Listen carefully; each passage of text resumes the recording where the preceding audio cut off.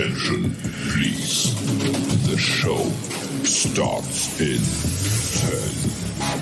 10, 9, 8, 7, 6, 5, 4, 3, 2, 1, go. Hell no. Yo, we ain't got no special guest today. Obviously. Obviously, we're back because we got all our voice mods up. So obviously, we're back. My bad. Yeah, that's special guest. Yeah, nobody really likes Philly at all. Get it, T-Pain. Unpopular celebrities. I'm glad you fixed the sign. Unpopular celebrities. You gotta put your hand on You know, it. it's a bad thing when you turn on a voice mod, your singing still sucks. You gotta put your hand over the thing like this. Like you're really recruiting. Let's get it. Let's get it. Alright. We done. What up? Now. Yeah, what up? What up? What up? What up? What up? Now. Yo, we back. We back. Back in the Terror Dome. Is that what you call that crap? The Terror Dome. That's right. Terror Dome. Why are you echoing? I'm echoing? Yeah, horrible. Your voice sounds horrible. What about now? Okay, much better. I don't know what you had.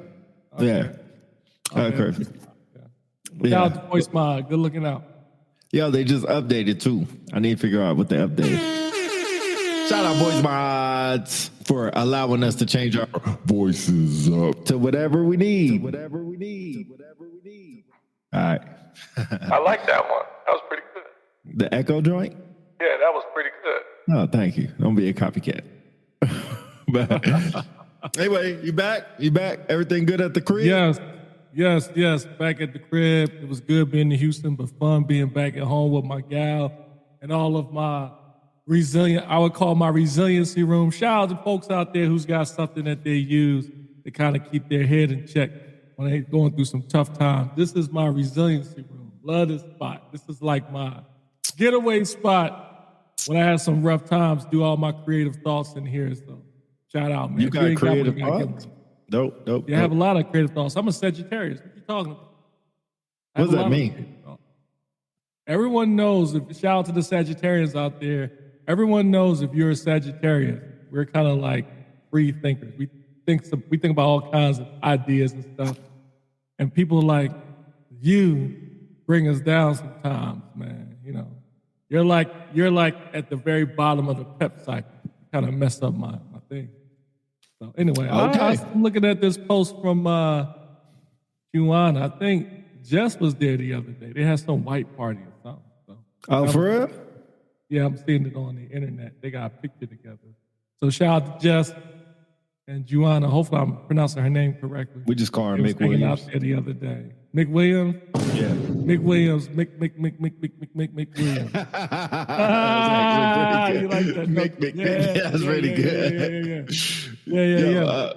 Shout out Jess, man. You got a lot of love while we were out there in the AFSA. A lot of people say you are their favorite host on AFSA, or Unpopular Celebrities. I'm pretty upset. That is true, but let's not make it sound like it was a whole lot, man. You know, it was a lot of more than you got.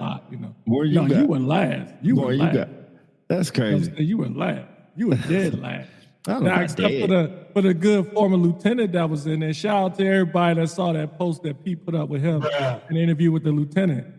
I mean, talk about somebody that was grinning from ear to ear. You know, hopefully Devon is in this joint. Hey, shout out to Devon, man, for correcting me in his name the other day. Not Devon, you still fucking it up. Devon. You still messing it up. What did I say? Divine. That's why I said Devon. Play it back later. And I can't play it back. later. I said Devon. Bond, you gotta fix your headphones, man. Use your promotion vowels. Earphones you got. Use your vowels. The bond. All right, you know what? Every time I catch you in a grammatical mistake, I'm gonna throw this up there. Every time. No, actually, you know what? I won't use that one. I'll use this one. I'll use that one. Nobody knows who that is. It's gonna happen. You know what? Now that I turn my headphones down, your stuff is coming in really soft. I feel bad, but just leave. I'm not. Thank the Lord. I'm just I'll mess that up. Yo, anybody in the building? Look. We're doing something special. First comment of the day gets Todd Simmons books. So first comment of the day, this is yours. Coming to you. That's loud. God bless America. That's loud. First comment of the day, whoever wants, as I am, or I am as is. You look at it. See, there you go. There's your first one. There's your first one. Oh man, so we got two. You got Steven and you got Billups. Since you a shirt, Billups is coming to you. Billups. All right, send us your address. Put it in our Facebook. Put it in the unpopular celebrities. Coming to you, bruh. Shout out Todd Simmons. He gave us a bunch of these, so this one's coming to you, bruh. Courtesy of Todd Simmons and the unpopular celebrities. Shout out to Todd, man. Wait a minute. I can't pronounce your last name, but Haro? Is it Haro? Hero, man. Haro. I'm probably Haro. Okay. Haro, he said the new AFSA international president here, he put his name here, appreciate the support for the association and coming into the summit. So, since you're the new presidential for the next one, we need to be your podcast specialist for that. And also, I'm trying to figure out how we could get on AFSA as the first time. Who got it? No, we said his name right the first time. Haro. Who did? You or yeah? Of course. No, it wasn't you. Definitely wasn't you. Tony Bostic on the retirement. Hey, Steven, let us know who pronounced the name better. Is that the biggest fan edition? Yo, but for real, Steve, can I say something? We trying to be your podcast host for next year, along with the first time ever. We want our panel of unpopular celebrities, because we always, and let me say this about AFSA. Love AFSA. Appreciate everything that happened. Hopefully you make it better next year. But what I'll say is, we need a panel of not just Chief Master Sergeants of the Air Force, not just 4-star generals, not just command chiefs, but we just need people. And we want to be the first to be the panel of just people giving our opinion about the Air Force. Go. I think somebody said that during the interview. I wonder who that was. What are you talking about? Somebody mentioned that. I wonder who said that. That was you? Oh, it was me. Yeah, thank you. Yeah, thank you. What'd you say? Appreciate it. I hate. Remember, I was having an interview with somebody, and it's like, "Hey, what do you like about AFSA?" And I said, "This is great, but this is the last day." I said, "We need to have people on the panel who can more outside of like first sergeants. We need to have first sergeants on there. Maybe put some airmen up there. Maybe some influencers who can talk about their idea of what the Air Force looks like, because typically we get the leadership up there and they're talking about agenda. And I think agendas are great, but I think it'd be great to hear some interesting perspectives from normal, everyday folks. And I'm not saying it's me, because I'm part of it. Yeah, thank you, Tony. We appreciate it, bro. Like some genuine people.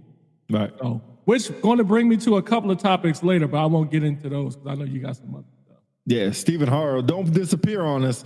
As soon as we say that we want to be on there, he disappeared on us. But no, here we go. Oh, yo. First time breaking news. We can figure it out.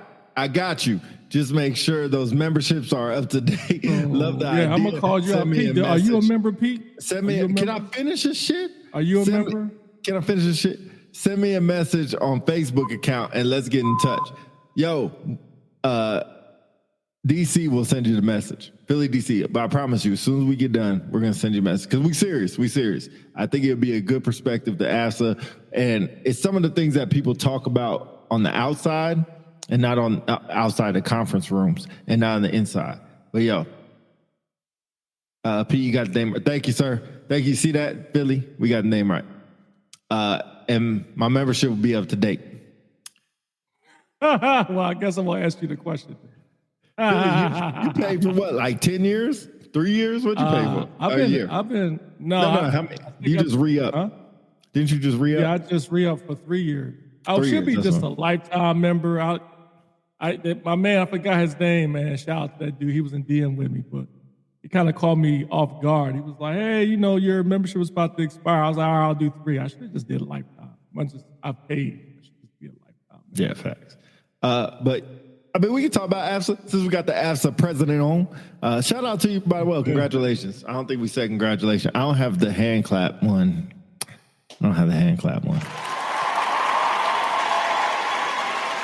So let me clarify something, Stephen. When you say he's the new president, not for a certain region, right? He's not taking over for Keith Reed, correct? No. He said the new AFSA international president. I don't know exactly what that means. Yeah, that's what I was going to ask. What's that in relation to Keith Reed's position? Oh, good point. Just I'm trying to understand that. Yeah, but AFSA was a good time. We talked a lot about AFSA. We had a lot to say about AFSA. There was a couple things. We talked about standards. Can we talk about standards just for 2 seconds? Oh, man, go ahead. Yeah. We can have a whole show about that, but go ahead. I'll let you start. So somebody said, like, you enforce the standards that you enforce, and anything you don't enforce basically gets thrown out to the side. I'm trying to take you back to Staff Sergeant Council. All right, if you can, we can go. I don't even have the rewind up. Thank you. Take you back to Staff Sergeant Council days. You didn't know all the regs and all the 362903. You might have known a lot of it. Oh, here you go. He said, Keith is our executive director. I'm the international president. So we are lockstep as a team to push the association. Okay. Good looking up. Thanks for that clarification. So you didn't know all the regulations, or did you? Like, let's just say 362003. You didn't know all of them. So I don't think. Go ahead. No, go ahead. No, I was going to say, I don't think anyone could say they know all the regulations. But there were, obviously key things that I felt as an NCO I had to know, like the 2903 and then profession of arms, code of conduct, things of that nature. And I mean, I just felt like when I was a staff sergeant, at least there's a certain level of investment you have in the Air Force when you achieve non-commissioned officer status. And I would argue it's a little bit different these days. And I think part of it is twofold. It's us as leaders' fault and the individual who makes NCO. Because, I wonder what you would think, but I think NCOs today almost think of it as, it's just another rank. I'm just like another airman because I have no power. Oh, facts. Oh, big facts. Big facts. But I guess the point of my question about if you knew all the regs was, did your mindset of the regs or what regs you looked at change to who you supervised? So, I'm just going to be honest. Say you supervised a young black male with, or a young male, I should just say male, with a shaving waiver. Would you be more keen into those regulations than if you just had a female? Of course, she didn't have a shaving waiver. No, believe it or not, I was uniform across the board. I just try to look at it as standards are important, but I try not to pick and choose which one that I would enforce based on the individual. But I try to remember that each individual is different for a reason. Right. So in other words, that was the approach I would use. So in other words, if I had, good example, an old troop of mine named Airman Grimm at the time, I don't think he's still in. Airman Grimm was from Louisiana, kind of rough exterior. So I knew for him, I could kind of get him moving by being a little bit more authoritative. But then when it came to, say, Airman Cockrell, I knew I could use the idea of disappointment in order to get him to follow the standard. So I think all standards, I don't think you adjust them based on a person. It's just your approach on how you enforce them. Okay. Tony Boss just said something interesting. He said NCO induction should be huge. I agree with you, but I agree. It can't just be like a huge event for one day and then you go back to work on Monday and you're like, damn, I feel like an airman all over again. Right? It got to be a continuous cycle type. And not saying you have to do an induction every week, but if you're going to have this huge induction to now you're an important part of the organization, faced with more responsibility, stuff like that, then you should feel like that from that day forward. It shouldn't just be that day. Oh my God, you're an NCO. You can now give orders and things like that, and people need to follow them, blah, blah, blah, blah. You're a non-commissioned officer. The only thing different between you and an officer is you are non-commissioned. That's it. Everything else is the same. But then when you go back Monday, it's just like, hey, Sergeant Peterson, I need you to do this. Like, yo, that's what I did when I was an airman. He said the village should embrace it also. Right. I think that's the problem. That is not necessarily the people. It's the village. Like, even, you know what I hate? Oh, you know what grinds my gears? What's that? When people say, oh, you're a new this rank. Oh, you're a new NCO. Oh, you're a new staff sergeant. Oh, you're a new man. It don't freaking matter. Treat me the same as a 14-year Master Sergeant or a 10-year Master Sergeant. Treat me the same, or a 20-year Master Sergeant. I slightly disagree with that. I don't. Go ahead. Tell me why. I think there's enough. It's just the way it's the way it's put in the context. If I say, "Oh, you're just a brand new staff sergeant," and I treat you that way, or I assume you know nothing, then that's what I mean. But okay, so all right, then I agree with you then. But I thought what you were saying, that it is true. Like, if you just put on, like if I just put on, here's my favorite example. I forgot who it was. Maybe it was Justice said it on the show. Baby chief, like, oh, you're a baby chief. Right. Yeah, that's what I mean. There's some level of disrespect when it comes to that. But in the end, let's be honest, like if you just put on, you're a brand new chief. And I think on the flip side, for receiving that comment or that thought, there's a level of being humble in there. It's like, hey, I know I'm a brand new chief. That's cool. I'm willing to learn. I don't know everything. Right. Don't just assume because I'm a brand new chief and you are a seasoned chief that you can't learn from me as well. You should be using this opportunity to help me understand my role a little bit better and help me navigate through the issues that you went. But yeah, if that's the case, then yeah, I agree with you. Hold on, I'm just sharing our live feed right now on my personal Facebook. Give me 1 second. While you're doing that, I just shout out to everybody who supported us during the AFSA conference, man. It was a ball, man. A lot of fun and shenanigans, a lot of guest appearances, a lot of interviews. It was, man, to me, it was the best time of the conference. I learned a lot, don't get me wrong. But, you know, they always say at AFSA and at AFA, the real magic happens outside the seminars. It'd be interesting if we can get into that too, because since I've returned from AFSA, I've seen a bunch of different posts about folks look at AFSA as people are not learning anything down here; they're just partying or whatever. So it's interesting. We could talk about that. Hopefully, Matt Morris is on. He has some interesting thoughts offline. Yeah. Early allow brand new anything to promotion early. Allow brand new anything to exist. What does that mean? Promoting early allowed brand new anything to exist. Maybe he's talking about staff sergeants. Tony B, can you clarify a little bit? Yeah. What's up, Gonzalez? Agreed. The village is made up of some of people that confront the minimizing the importance of a senior airman, NCO, and senior NCO. I'm not with it, and we should all be doing better. I'm just saying. So tell me how do we do better? How do we do better? All right, Tony Bosick said you should be for the most part already walk the walk. Yes, before selected. Experience. Yes.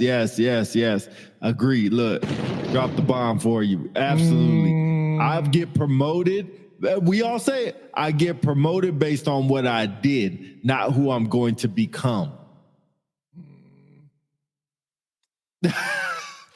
Hey, you know what? Fuck you. I Nick. know, yeah, go ahead. Fuck Good you boy. right now.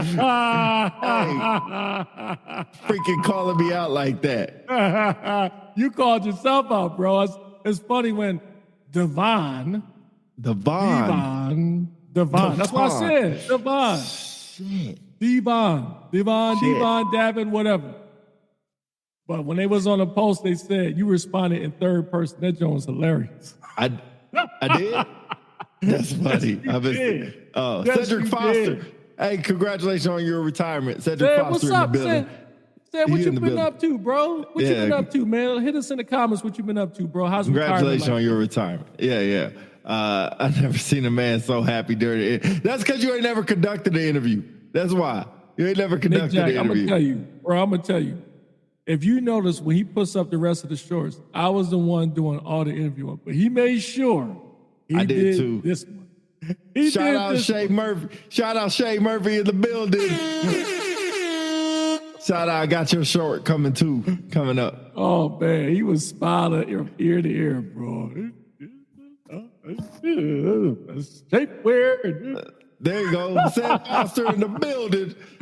Seth Foster in the building. Yo, you missed. Well, he just responded. You missed the AFSA, bruh.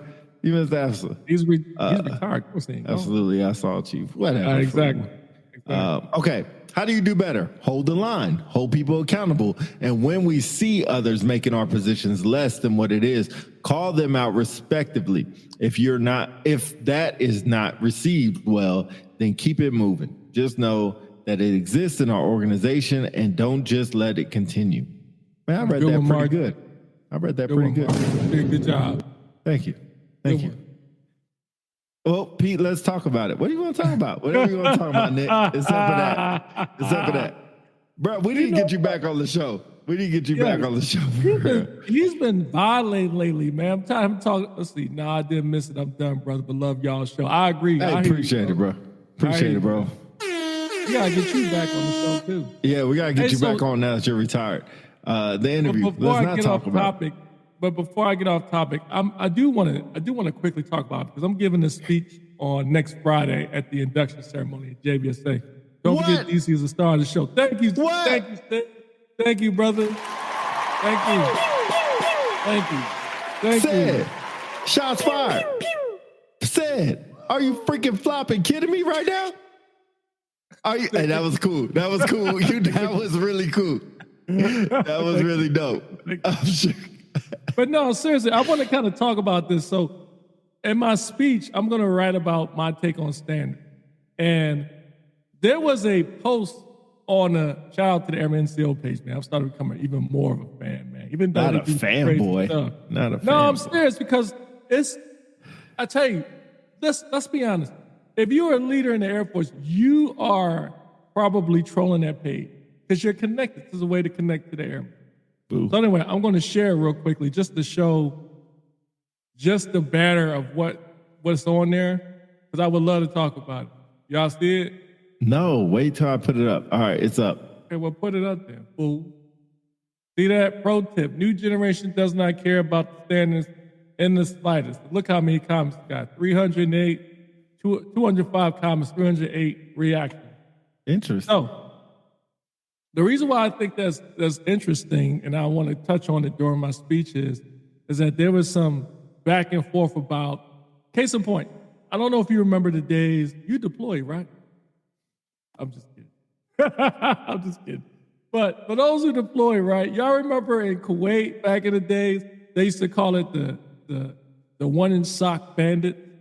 You know, the chiefs, they used to hang around and make sure you have like your ankle socks were a certain size. I do remember that. Yeah, and that you had your PT gear, your t-shirt tucked in. It says tucked in. So there was a joke going around like, hey, don't be the one in sock police.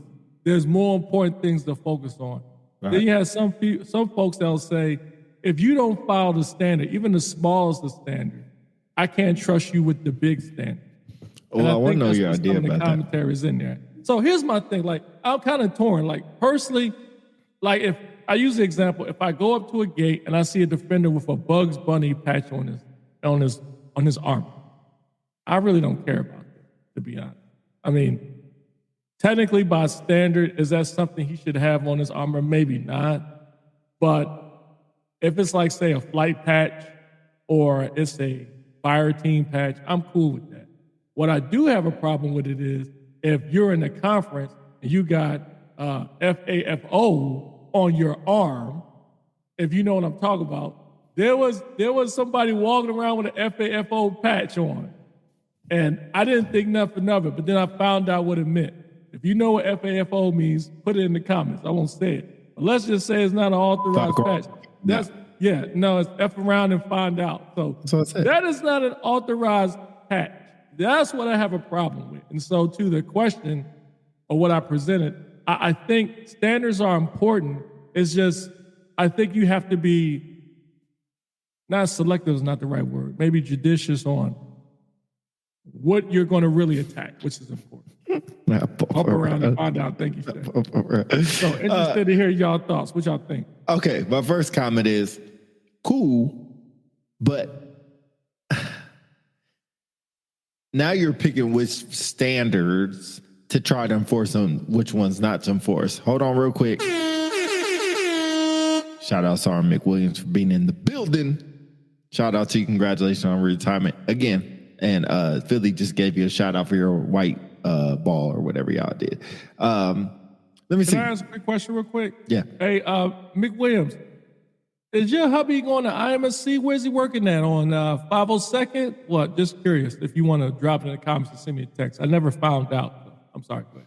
Good. Said Foster, said something first. Whenever it comes to standards, you have to think from being the owner of the institution called the Air Force. How would you want the standard that you want to follow? How would you then address them not to follow them?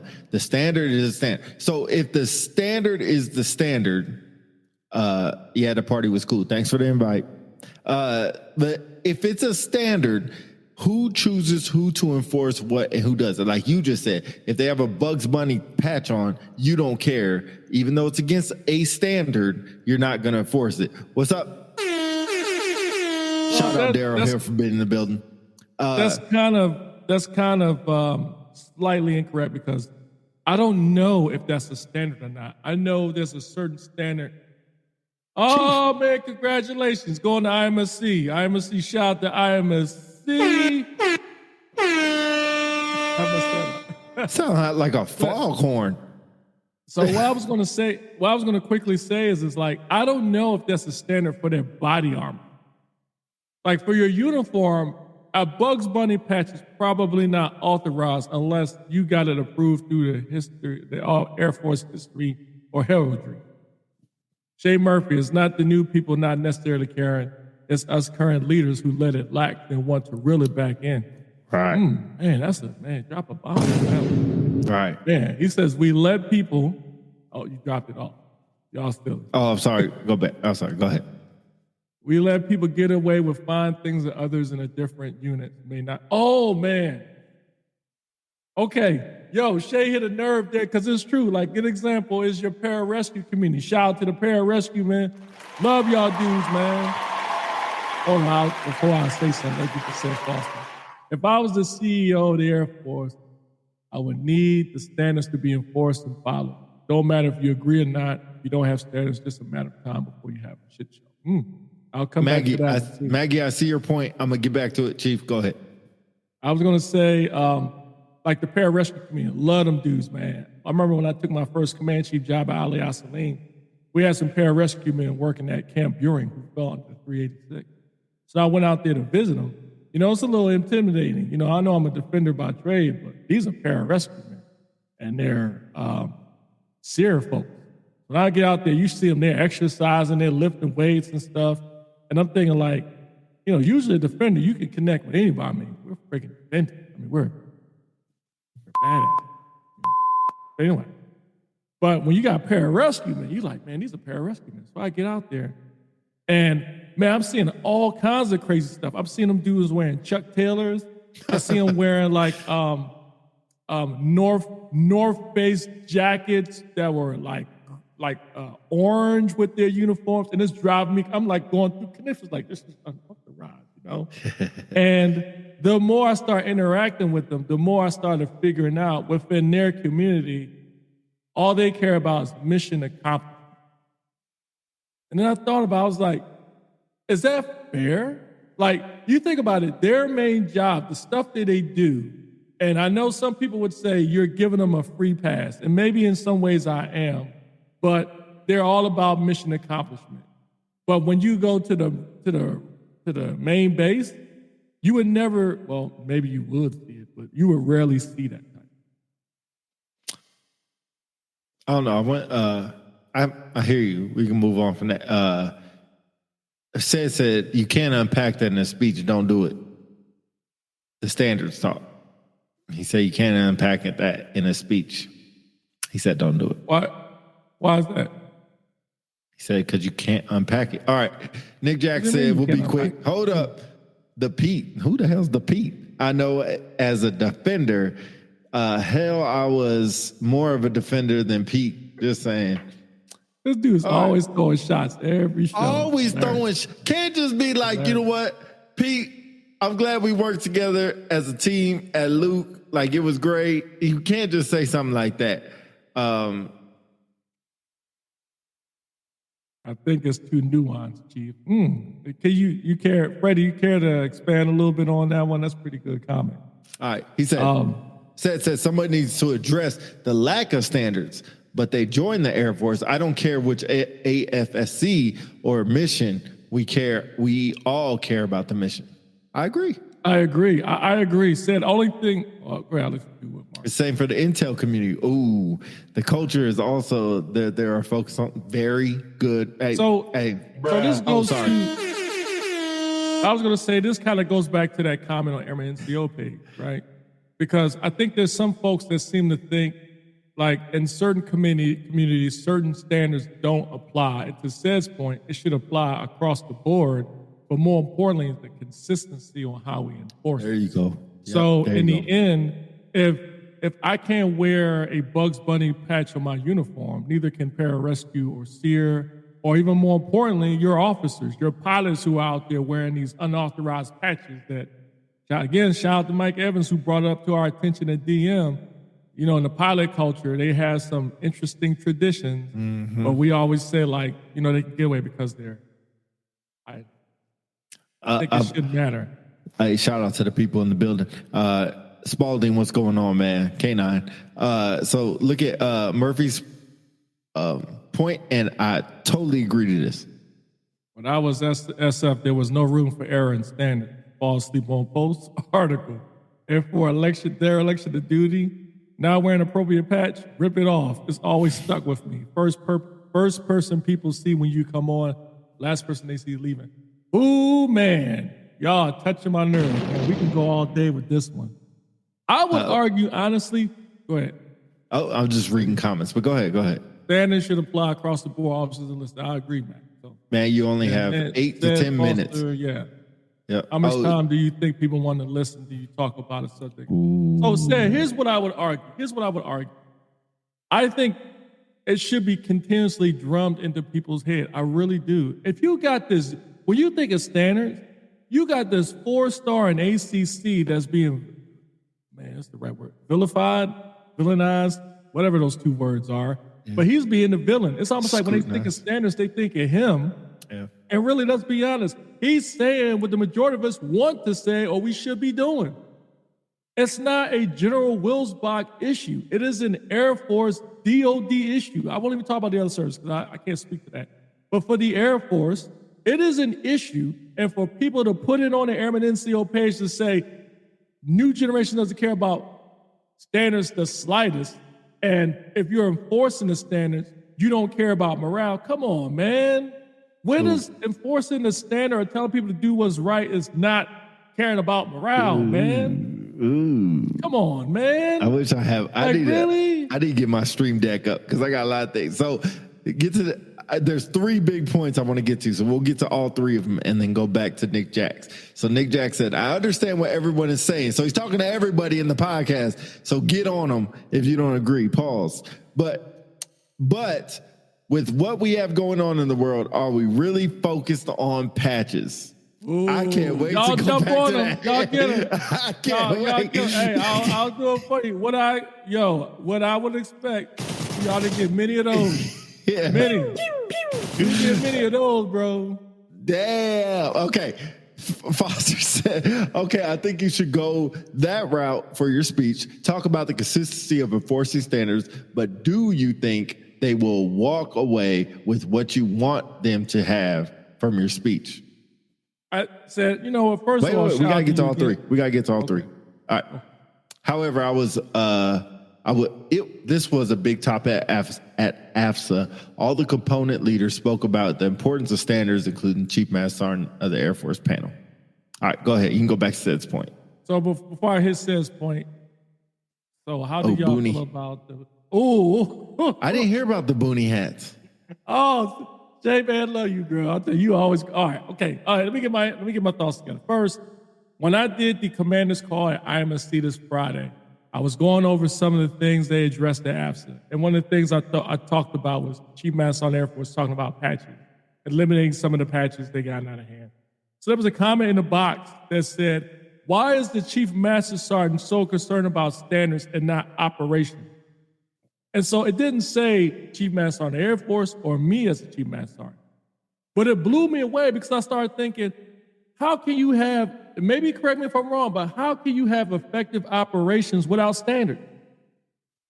Right? What organization, whether it be military or civilian, that has no standards outlined can be effective at operations? Hell yeah, we care about patches. The small foxes spoil the vine. So I was going to say quickly to Sid, man, shout out to Sid, man. That dude, man, always kept me on point, man. He's got good thoughts. This is what I hope they would take from this speech on Friday. I hope that what they would take from it is, okay, 1 minute. Matt Morris is in the building, so if you want to talk about your post, put it in there. But go ahead.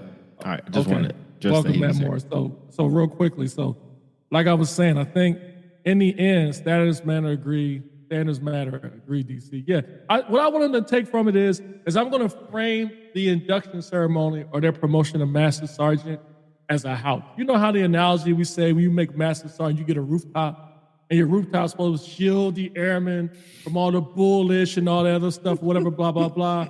But that doesn't mean be a cupcake and say, oh, the airmen, their morale is bad. Let's not make sure that they're wearing the correct uniform or they have a service dress ready to go or that they have a legitimate waiver. Like, bro, like, standards are there for a reason. I think the issue is the consistency and how you enforce them. If you only enforce them for flight A because you don't like them dudes, but flight B, you cool with them because y'all all rock and do the same thing. That's the problem with the standard. Yep. It should be consistent across the board. And then not only that, be a good leader and follow them yourself. And then when you enforce them, do it in a manner where you're not an hole.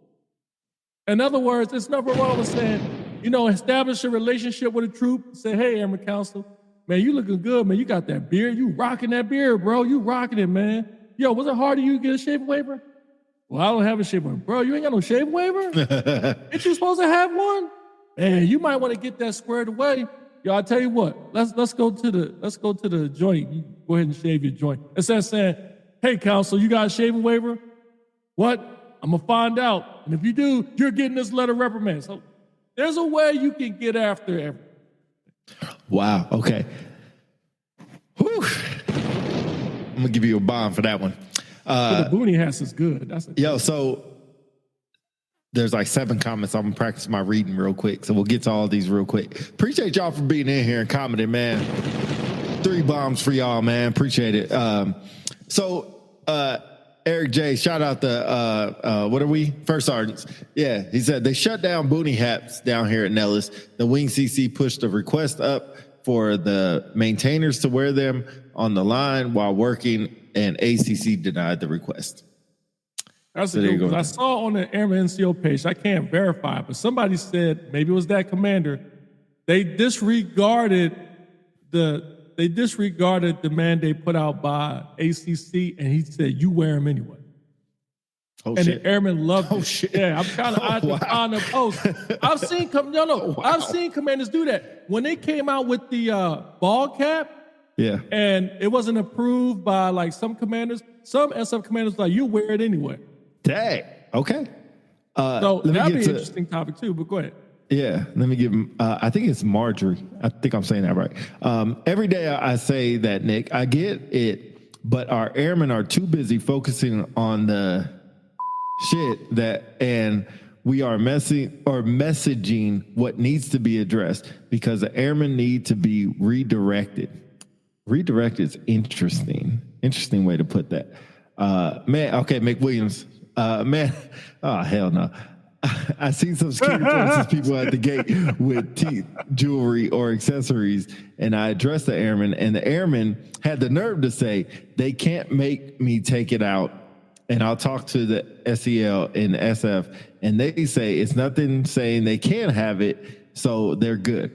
I'm like, what? So I'm curious. Was this here at San Antonio? I'm so curious. Probably. But shout out to the defenders at JBSA.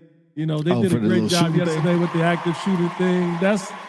I would love to get, yeah. I'm just giving them some credit. Hey, don't let me get into that. Don't let me get into that. Sure. Hey, everybody gets a coin. Go Thank ahead, God give a nobody coin. was hurt. Yeah. I want to know. Give a coin. Everybody gets a coin. Yo. So I'm going to share this post. Wait. We still have so many comments. But can I just throw this up there, then we just add to it? Okay. Just real quick. It's related. We got a lot of comments. Oh, there you I go. want to shout out to the people. Let me know when you see it. Yeah, it's you up. see it? Yeah. Okay, it says, you didn't hear from me, but our commander pretty much said, F it. Y'all wear y'all boonie hats online. I'm in troop, constantly out there. I was glad as duck that makes the world difference out there to me. What do y'all think about that one? Yeah. You know, according to this dude, he's like, they said, F it. Y'all wear it anyway. That's interesting. That's crazy. I'm interested to see if the ACC commander came, if he would have the same shit. Mick Williams said, no, that was at Spangalum when that happened. You know what's crazy? And you know this just as well as they should know, or the SEL should know. 36 and 29 thing 03, I think, is the only reg that says just because it doesn't say you can't do it doesn't mean that you can. I think it says in the first paragraph. I'll find it and put it up there. But anyway, where am I? Oh, Nick Jack. Am I on Nick Jack? Yeah, Nick Jack. All right. You can never change a tradition of someone's past. You may adapt, but it's up to ones to accept. First generation, I need for you to pick up the shovel and dig. Yes, sir. Yes, ma'am. Second generation, I need you to pick up the Shovel and dig. Is that supposed to be shovel again and dig? Why? Third generation, I need you to pick up, shovel, and dig. What's in it for me? He's not wrong. He's not wrong. What do you mean he's not wrong? So he's saying like in your generation, when somebody told you to do something, you say yes sir, no sir, and just did it. Second generation, maybe my generation, we were like, why? Like, tell me why we need to do this. The third generation, somebody said you need to pick up the shovel. They're like, is this an EPR bullet? So that's kind of he's not wrong. I'm not okay. I won't say he's wrong, but it's what we've allowed and accepted. There is nothing wrong with an airman asking why. Depends on the situation. And I think in the end, if we've allowed it so much, like, it's like in this post, right? Again, shout out to Airman Info page. Let them do. They great commentary. But in this post, people were saying like, oh, that's why we have retention issues. Because they're headhunting airmen. But this is bullish, man. It's like they was like, oh, they're headhunting. They're on the shaving waiver crusade. Bro, like, if you got a waiver, you got a waiver. Just say you got a waiver. Now, let's be honest. Are there people in senior leadership that would love to do away with all these shaving waivers? Yeah. I will admit that. Yeah. But as far as I know, the AFI is still the same. It hasn't changed since yesterday, right? So if you get a waiver, you got a waiver. One quarter of an inch, whatever. I'm going to get to your... To insinuate that that's the reason why retention is down or recruiting is down is a little far-fetched in my opinion. Yeah. Shout out to Nicole for being in the building. You see... No, different Nicole. Oh, my bad. But shout out to 2C's though. But so I want to say one thing. I'm gonna be honest here about your shaving waivers and everything else. If there's bombs dropping on Beale Air Force Base, I don't think anybody's gonna look at the dude next to him and be like, "Hey, bro, you on a shaving waiver?" Before we start going to fight these enemies, or somebody's attacking the gate or whatever, because that's what we are in the Air Force, right? We're a militant force. If we need to go to war and we need to go take a hill back in the 40s, saying somebody gonna be like, "Hey man, can you shave your beard before we go out there and take the hill?" I don't give a what you got on your face. Let's go. Now, when we're not at war, we're just sitting inside the crib, then it becomes a big deal. So, shout out McWilliams for giving us the 20 stars. Just so y'all know. That's what's up, man. Yeah, just for y'all know. Hopefully it's incentivized y'all. We are less than 300 stars away from getting. Joanne Reese just gave us 200 stars. So shout out for the 200 stars. We are less than 100 stars away from getting our subscription into Facebook. So we really need the stars. We really need the stars. All right. Man, let me get to all these comments. I'm talking a lot. So if you want to say something, and then there's 23 comments to get to. I guess I'll quickly say before you go to the comment that it's just frustrating for me that we have folks that seem to think, oh no, that's what I was going to say. All right, I almost lost my point. I kind of disagree with what you said, because yes, you can make the same argument that when the bombs are dropping and we're fighting the enemy, no one cares about crack cocaine and smoking weed. No one cares about coming to work in your underwear. There's a lot of stuff we wouldn't care about during that time because we at war. But my argument is that it goes back to what I said earlier. You cannot have operations without a standard, and it's no different than any other organization outside the military. If Apple says we will pay you six figures, but you've got to be able to wear this certain pair of shoes, or have this certain beard style or whatever, you're going to do it. If you're working for the police force, whatever that may be, and they say you can have a goatee, but it can't be like this, whatever, you're going to do it, and you have a choice. You don't do it, you're not going to work for that institution. So why is it any different than the Air Force?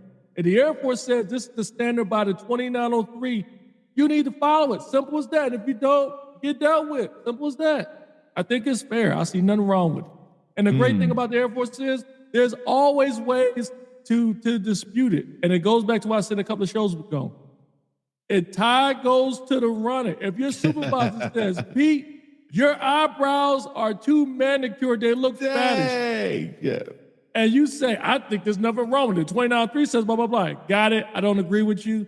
Let's throw the flag, instant replay. But until then, you need to get it squared away. What's wrong with that? That's how the military works. What's wrong with that? You're right. Yo, hold on. Shout out Shay Murphy for the 99 stars. Yo, I've lost track, but we need some more stars. Just hit us with stars. Just please anybody give us stars. Anybody else that give me stars, I'll do the cabbage patch. I'll do the wop. Why don't you do the Dougie? I'll give you the what the duck face. Can you do the Dougie? Can you do the Dougie? No, I don't know. Yeah. She said, I don't know how to send more. I don't know. Ask McWilliams. McWilliams did. So shout out McWilliams for 220 stars. Yeah, shout out Danny Davis for being in the building. All right. Whew. This is a show right here. This is a show. She said, never mind, I figured it out. All right. So, man, we're so far down in the comments. I'm so far. Yo. Shout out Chief Williams for sending the 99 stars. Shout out Nick Jack for the 99 stars. That's what's up, man. Send send the stars out, y'all. We need the stars. We need the stars so we can get bigger, so we can get better. Really appreciate that. Oh, yeah. I like that one. Why ain't you been doing that? So first of all, Big, hold on. I need to do this. And that's getting annoying now. For Chief Wooten for being in the building. That's my chief. That's my chief. Chief Wooten in the building. Oh, Chief Wooten. Shout out. And I got a conversation with you. Shout out Harvey Lee for the 99 stars. Send the stars, baby. Keep sending the stars. We gonna get DC one for stars. Yeah, Just let me know. I'll let you how know. How do you see it? Because I have to let you know off of this. Okay. Hey, look at Matt Morris. Yo, Pete now. Exact. Thank you. All right, my chief says. Thank you. I thought I was the only one. My chief says stop, so we got to stop. No more hordes. Chief says stop, we got to stop. But shout out to y'all. We really appreciate the star. We really need them. Yo, shout out Nick Jack for the 1,000 stars. Oh, yeah. 1,000, baby. Let's go. Keep the star train going. Shout out Nick Jack, man. All that shit you be talking, you all right. We're talking. We ain't doing no talking. Although we appreciate it. Oh, yeah. Harvey said Jack got that bill-to-bill money. He ain't lying. And he a one-upper. All right, what are we talking about right now? I'm kind of figuring out. You said you had a lot of comments to go through. I was waiting on those. I see 108 on my side. Yo, I can't let y'all go without the star. Like, if you don't know, these stars really, really help us in the algorithm for Facebook. It really helps our page. You know what? Actually, it really helps us so we can invite more people. Oh, go ahead. Let's call Audible. Do like a 2-minute chat about how we do our show as far as like, it's not free. All right. There's money that we put into the show to do it. So in other words, it's not as simple as we log on and we get on Facebook. Just give us a quick idea of what you have to do to kind of do this show. So shout out Nick Jack for another 200 star. Hit the button. Oh, yeah. 200 stars. If y'all do a star, y'all getting shouted out. So I'll keep positive, keep doing. But to your point, no, it's not free at all. It takes a lot of time, energy, and money from all of us a part of this to do it. And I mean, just alone to have a website, to put it on all the platforms that it's on. That alone is about $200 every year, we'll say. So, about $10 a month, a little over $10 a month, $17 a month or something like that. So that alone, and then the time, effort it takes to edit everything, to put everything in, time it takes to be on here and give y'all commentary. And not only do you appreciate it, but we appreciate it too. Like, so much love goes into this, man, and so much. Go ahead and hit it. Shout out my chief for the 99 stars. Oh, yeah. All right. But yeah, man, it's a lot that goes into it. And I'm probably missing out on some stuff. But the T-shirts alone, that someone to do with it and stuff like that. Now send me my damn shirt, Chief. You need to do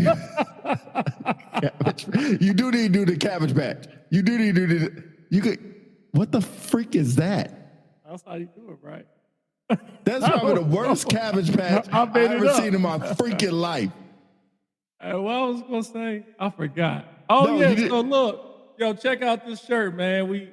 If you would like a T-shirt, let us know. Give us your name and size. And, I'll get y'all some. We ain't got good standards for these shirts. I get a shirt. And that's a good point, Chief. That I get a shirt. Yeah, exactly. Man, you know what? We're gonna make shirts. Can we get back to the topic? We is way off. I don't know what we're talking about.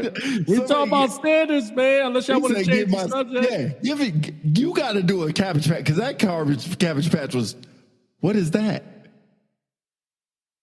What is that?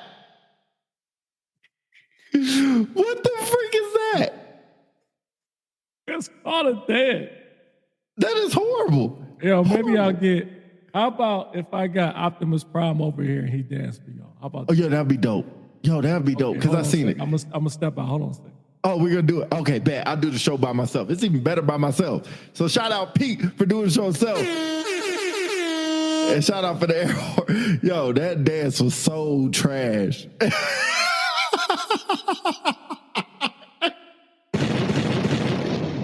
Yo, when he comes back, I'm gonna make sure I tell him Jack. He did look like that. That's for sure. That's for sure. That is crazy. Retentions, that was the topic. Hey, look what Nick Jack said. Look what Nick Jack said. Chief, look what Nick Jack said. Ray Gun. Shout out to Ray Gun. Heck no. Where's Optimus Prime? Get ready. Oh, okay. But so we were talking about retentions. Shay just put us back on topic. Retentions, that was the topic that she squirreled from. We still need some more stars, so if y'all want to hit some more stars from us, man, let us know. Medium t-shirt, Mick Williams, I got you. I'm just gonna make them. We'll just make them. We were going back and forth with the design and everything, but if we just keep it simple, y'all can't say nothing about it because we've been going back and forth with how this design is gonna look, and it gets us nowhere but a bunch of freaking arguing. That's all it gets us to. Why you look like you taking a boo-boo? What is going on? I can't hear you now. I'm trying to make enough room because he's pretty big. This is crazy. All right. Okay, here we go. Nick Jack guy's back on topic. You knew how to fix everything? He said, change the promotion process to do face-to-face boards. What the freak is that going to fix? No Temu shorts. Don't play me. Don't play me. What is this? Oh Lord. All right. What is face-to-face boards gonna fix? I don't get that. And are you saying for all ranks? Like staff and above, face-to-face boards? I mean, what is his camera going to? What is going on? Oh, is this it? Okay. The t-shirts don't let perfection. Hey, shout out to you, said. Shout out to you, said. He said for the t-shirts, don't let perfection be. All right, for all y'all that gave stars, here we go right now. Ladies and gentlemen, we have Philly, DC with Optimus Prime. Dancing for y'all. Hey, Optimus Prime. Transform.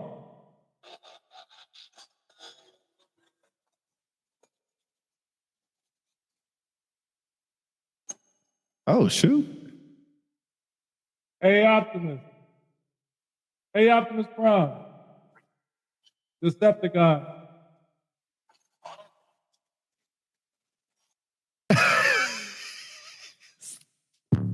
I'll try to get some music. So I had to set up the app. But that's the part. That's what we were waiting for? Was that? Well, I got more than that, man. I got to set up the app, man. Go ahead, just keep talking. He said make teas and change the goals. All right, we can easily put things on paper and get decorations, but so what is the face-to-face board gonna do? My whole thing, God, Nick be cracking me up, man. That's the Australian breakdown. That's the Optimus Prime. What he say? That's a Kia Optima. What he say? He said that's not an Optimus Prime. That's a Kia Optima. Hey, someone got look like Daddy. Shout out Daddy David. Somebody got too much hot. Hold on, my chief made a comment. Hold on. Everybody, be quiet. Be quiet. This is the Chiefs' money. I thought I was gonna get. I'm going to finance tomorrow because clearly I ain't getting paid right. Right. Clearly. Can I do it now? Yeah, do what you gotta do. All right, go ahead. We're gonna have Optimus play the guitar. All right. Like today? Oh.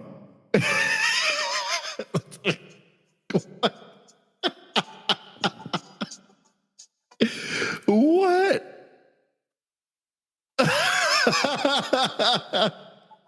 All right. This is crazy. Thanks, all right. I appreciate it. All right. Face to face would only be an upheld standard during that time. Like when people look sharp at banquets, exactly what I think about face-to-face. I'm so far against face-to-face boards. Why is that? Having that big of an influence. If it's a tiebreaker, cool, good to go. But as far as anything else, and who the freak would do face-to-face boards? Like, where would they be getting done at? Would you go on Zoom? Well, they've been doing face-to-face boards for years. They're doing for BTZ awards. I'm not a. How about You ain't them no Cowboys such at thing. the Super Ain't no Bowl? such thing as getting stars back, brother. But we But anyway- appreciate stars. Yeah, but we appreciate the stars. But anyway, we have been doing promotion boards for a long time. Not saying I agree with it. I think, what's that saying? But look how No. many folks will get into standards with a face-to-face. I agree with that. What is he trying to say? Like basically, you get your uniform set and make sure your hair cut, make sure everything's within regs because you're going to do a face-to-face board to try to get promoted. I definitely agree with it. It's almost But like what's wrong with- incentivizing. What's wrong with that, though? That's the whole Yeah, point of it. it's Why do you also- think they do that especially- for first sergeant? What do we It's the do same for thing first they do for sergeant? first sergeant. What do we do for first No, sergeant? it's the same thing they do for first sergeant because they do pictures for you guys, right? Not no more. Oh no, yes I'm- they do. Yeah, you're right. Yes, you're they right. do. Dang, man, let me take my diamond off. Dang, that's crazy. Yeah, yes they do. Yeah, I mean, I guess they do. But I've never heard of I never heard of anybody disqualified for their face-to-face or their picture. Marjorie says Oh no. yes, it happens many a time. So what do you tell them? You look fat? I had this one guy who was an LRS guy who put in for first sergeant duty. We passed him, we pushed him forward from the wing, but I won't mention his name. There was a For man promotion. chief My bad. there was a first sergeant at the MATCOM that said no because he looked fat in uniform. That's crazy. That's just asinine crazy to me. Face to face. Somebody look, F that. Somebody I'm gonna call audible.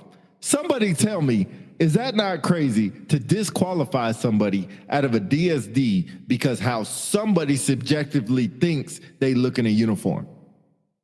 Somebody let me know if that's crazy or not. All right, Chief, you're not gonna let me know. Okay. Face-to-face boards brings out the best in folks. You can have an all right package, but really shine the face. Yeah, I agree. Or it can really hurt you as well. I was mistaken. I thought it was for promotion. Standard is not crazy. A chubby, yeah. As a chubby shirt, I'm Lee, what the? Hey, shout out Nick Ramsey. He's a K9 handler. Shout out to you, man. Retirement. I got you. We got you. I know we just talking about military shit, but we can talk about whatever. Depends on DSD. Marjorie, what you think? What DSD do you think, like recruiter, I guess, TI, something like that, would be? If that's the case, then we need different standards for cops that work at the gate. If we're going to do that, face-to-face boards gets too political. Who ultimately makes the standards? We base it on persons who's about. That's how I. Shout out to Joe Guy. That's my dog too. Shout out to him, bro. That's how I agree. It gets too political. It definitely does. Nick Jack, shout out to you as well. If you want my honest, we always want your honest opinion. I think we're getting lazy when it comes to the uniform. What do you mean lazy? So wait a minute, I'm kind of confused. Didn't Nick Jack say something about against standards earlier or something to that effect? And now you said No. we're getting lazy about uniforms. What is he? No. What do you mean he was by saying lazy? patches? He was saying patches. Oh, but why can't patches be the same as uniform? Isn't that part of the uniform? Look, Shane Murphy said, like the first day of school, you have a fly uniform to report day. Iron uniform, fresh patches set you up the first impression. Yep, I agree. Like when you show up the first, everybody remember when you show up the first day at your job, you iron your stuff, you look sharp, make sure you got a haircut. Man, I don't go into work until I get a haircut. Not at all. First of all, I got chubby after taking the job. It was stressful. I agree.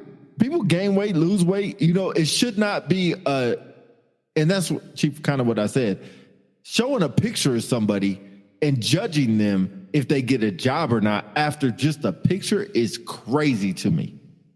Yeah, I'm not saying I disagree. I agree with you. I think the issue is subjectivity is okay. You have served many years in this organization. You had a right to tell someone you don't look professional. I agree. No, the My thing is- professional thing. my- That is a different thing. My issue is that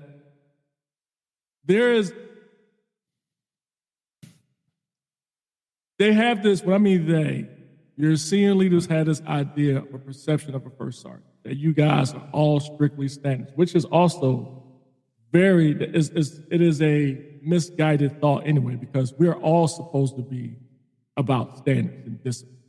So all of that responsibility gets put on first sergeant.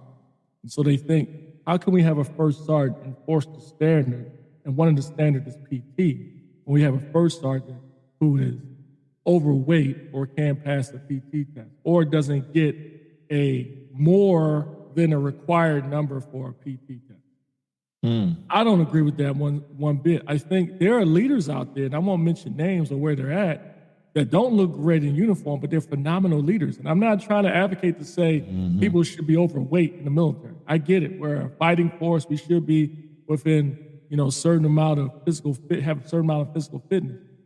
But to Margie's point, there are some people that have some wounds. Maybe they got injured. Maybe they just had a baby, medical procedure where they seem to gain weight. That doesn't mean they're not an effective leader. Right. And I just find it interesting that for first sergeant, because they don't do that for command chief. Back in the day, when I went up for command chief, there was a picture. But now they don't do it for command chiefs. In fact, even for award packages, in most places, they don't even do boards. They don't even put your name on the award package. Right. But for first sergeants, you got to submit a photo. Yeah, that's just crazy. I don't agree with that. Yeah, I think to eliminate some, if you just want to see, I don't even know why you would do a picture. I was about to say if you want to see somebody, but you can go on somebody's Facebook page if you want to see somebody. I don't get it. Nick Jack, I'm gonna disagree with you with this one. Watch them wear it looks like shit. Snatch them shirts like BDUs. Oh, starch them shirts like BDUs and go back to shining boots. Thing. In the AFI in the 29.3, it says you can't wear a block cap. Do you know that? No. Yeah, like, how people get block their cap, pro cap. Mm-hmm. Technically, by AFI, you can't do it. I'm curious, what do you think about block cap? Me personally? Yeah. I don't give a shit. I'll be honest with you, I think they look bad. I mean, it just looks bad. I don't care. Like, stuff like that does I not had move one. My man, shout out to Andy Gilbert, bought me one when I was a command chief, but I was like, Can you hit the button for me? We have some more stars. Shout out to my boy Eric J for them 99 stars. Shout out to him. We still need some more stars. So if you haven't done your stars, Cedric, go ahead and put your stars in there, man. We appreciate you for this stars. How many stars are we at total today? I lost. It would take me after the show to figure all that out. Anyway, but, all right. Well, let's not enough. Not enough. Let's press so Cedric said, I did that every day. Iron my uniform and make sure I was squared away. It's what's expected of you. Do you still iron yours? And to this day, I still iron my uniform. Yeah. I know you were sharp with BDUs, except for that one day. That's part of my speech that for Friday is the profession of arms. To me, the profession of arms in some cases are lost. Like, there are certain things that you do because of the profession of arms. One of them is making sure your uniform is squared away, it's clean, serviceable, and it looks sharp. You have people that say, oh, I'm glad we don't have to iron our uniform because back in the day, people used to get favored because they look good in uniform. Well, why not? Mm-hmm. Like, how these same people that have an issue with ironing their uniform or getting a brand new uniform, yet they go to the club, their J's look fresh, they got some nice cologne on and a good looking suit. But yet and still, when you tell them they need a new service dress, they get upset. Now, remember at AFSA, there was a lot of questionable service dress and mess dresses out there. Oh, not questionable. There was a lot, I felt bad. I wanted to do one of those infomercials where save a service dress today. If you see these service dresses, you see the slow camera go to the service dress, look at the buttons about to pop off. They're asking for help. They're like, please save me. I don't fit you anymore. I'm about to bust. Yo, get you a new service dress and mess dress, bro. Lady. Oh, all right. Well, first of all, I can't get to all the comments. We're losing track of all these, so I'm gonna go down a little bit. I don't know how to do these stars. Said, help us out. Figure it out, man. Figure it out. Just like you said about the shirt. Don't worry about it's perfect. Just get them to us. Hey, shout out Mick Williams for shotting the star trend. I'm sorry, I thought it was train. Star trend today. Y'all welcome. We appreciate that. No, we really, really do. Appreciate everybody who did. Iron Mine. I don't start you because the kids are daffy. Marjorie said, preach. Okay. We got let me see. Long time listener, first time caller. Abraham? Did I say that right? Abraham, yeah. Okay. I'm not mad at the shirt application getting denied based off their appearance. Ooh, it's a time where people expect their best foot forward. And if it's then, there's a chance you'll pass on an opportunity. I can't ride with you. I'm trying. I can't ride with you. I cannot see you denying somebody for a position that they're going to influence people because of how they look. Because at the end of the day, I don't care what you look like. I really, really, really, really don't. I don't care if you're fat, small, big, whatever. I can't ride with you on that one. Oh, well, let me get some more comments and we're gonna go. Leadership is hard. That's why everyone can't do it. Ooh, shoot. People won't like you if you want people to like you. I'm gonna say that one for my speech, bro. I'm gonna take a picture of that one. Oh, go sell ice. He said, "Go sell ice cream." Goodness, like great, bro. You saying this because you retired, bro? That's pretty harsh, man. Baskin Robbins, what type of ice cream you talking about? Cupcakes, what? Strawberry shortcakes, what?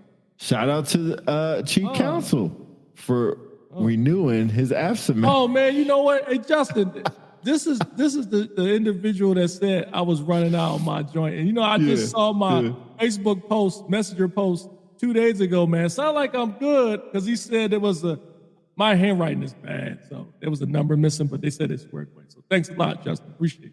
Yeah. All right. Shirts need to be diverse. Thank you. Like every other organization. Exact. Thank you, Harvey. Thank you. 100%. But when you mean diverse, do you mean as far as in size or what? Okay. Yeah. Good question. Yeah. Diverse in everything. Career field, size. It should not be the sole reason to deny an applicant. I agree. 100%. He said because he's retired. That's why he said it. Let it on fire. He said been saying that to people in speech. Oh, wait a minute. All right. Just say you're good to go. Hey, appreciate you, bro. Yeah.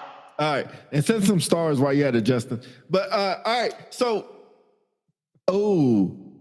Danny, man, I love when Danny Davis comments. I've been out of the game for a minute, but DC, you're on the money. Image does and always matters.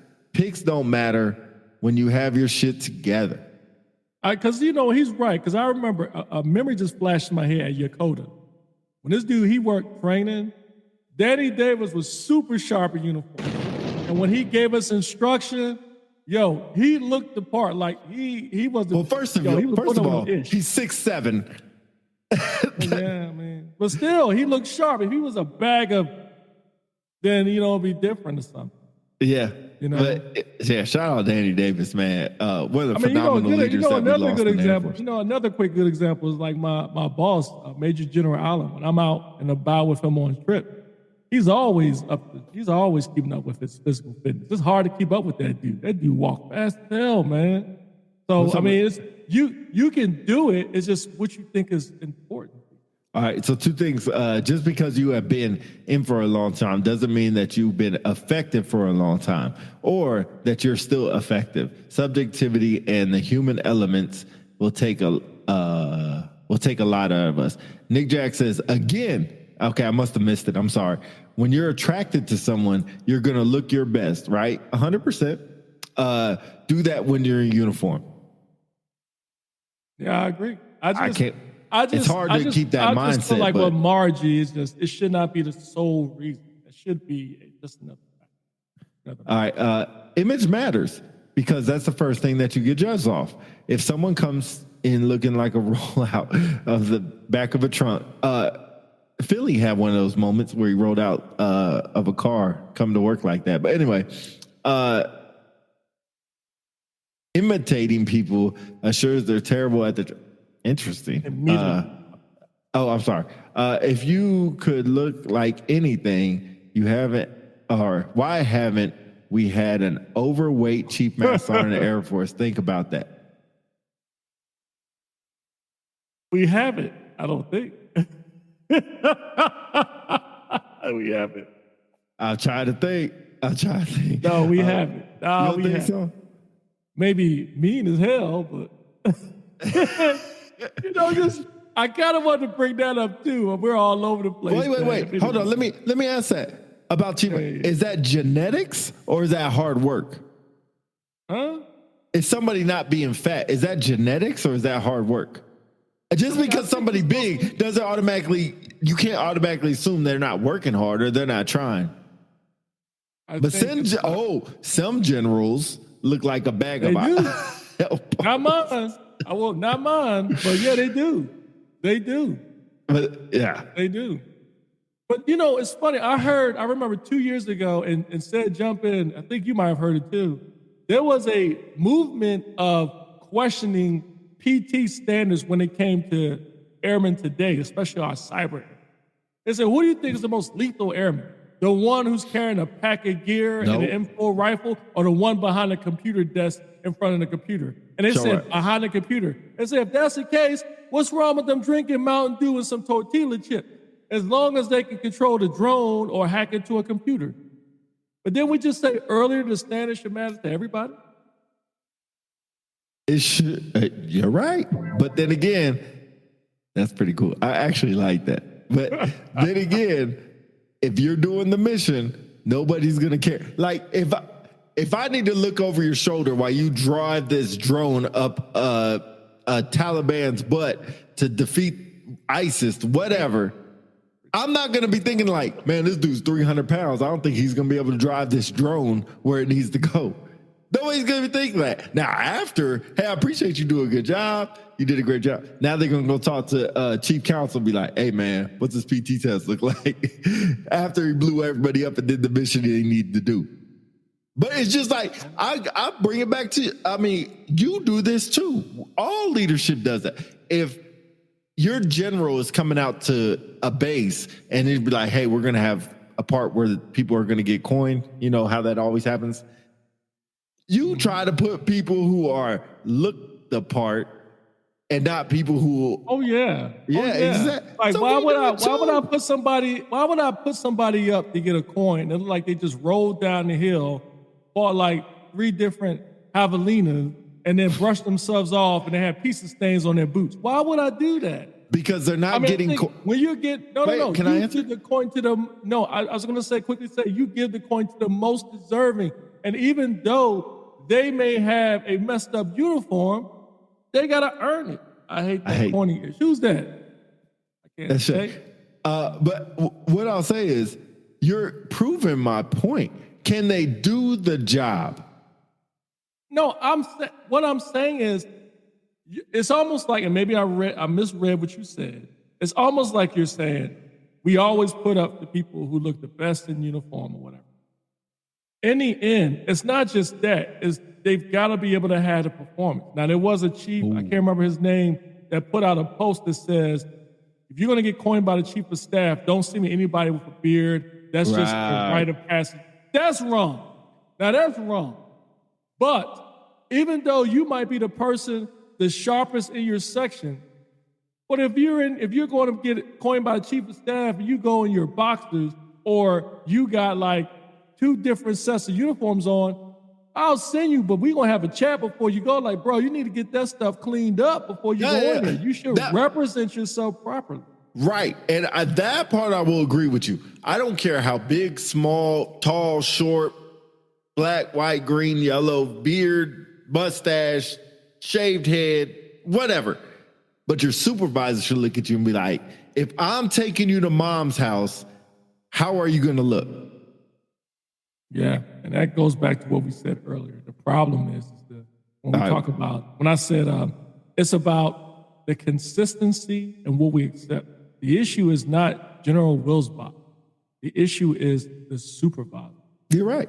Supervisors who are not holding the line, and part of it is their support, because I'm sure there are a lot of supervisors, especially young ones, who are afraid to deal with the IG or the EO if somebody makes a complaint. My message to them Friday is going to be, go through it. You know what? This Don't lady, spill the beans. I'm just going to say, this lady, Ray Gunn, I would use that analogy, Ray Gunn. She's the Australian break dancer in Olympic. Mm-hmm. You know what I loved about that? Even though she kind of destroyed breaking for the next Olympics, I would give her this. I was going to play the video, but the way she looked when she went out there, she was like, she knew that she was going to win. I mean, confident in everything. And then afterwards, when people just like slammed her, they put memes about her all over the place. I would equate that to the IG, the EO, nothing against the IG. I'm just using an example. She still got on camera and said, look, when they called me, they said that I can go. That I represented my country well. I give her that. That was my art, blah, blah, blah. And it's the same thing for supervisors. When you enforce the standard, hold the line. Yeah, you might go through some scrutiny with the IG or the EO or your commander, but if you know you're right, execute. Right. And if you're wrong, you take your licks and then you move on. But don't be afraid because of the public scrutiny. Yep. Thank you. All right. Go back to these comments. Corey Struther says, I'm getting my reading in today. Corey, what's up? That type of individual thinking is what's wrong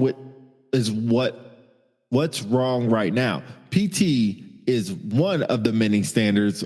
Organization fitness is a great way to observe the temperature of your organization. I've always been confused with why we seem to search for the reason to lower PT as a necessity. Man, I agree. I've always felt like we put too much stock on PT. What I mean by that is, I don't know if the Space Force is doing it or still doing it.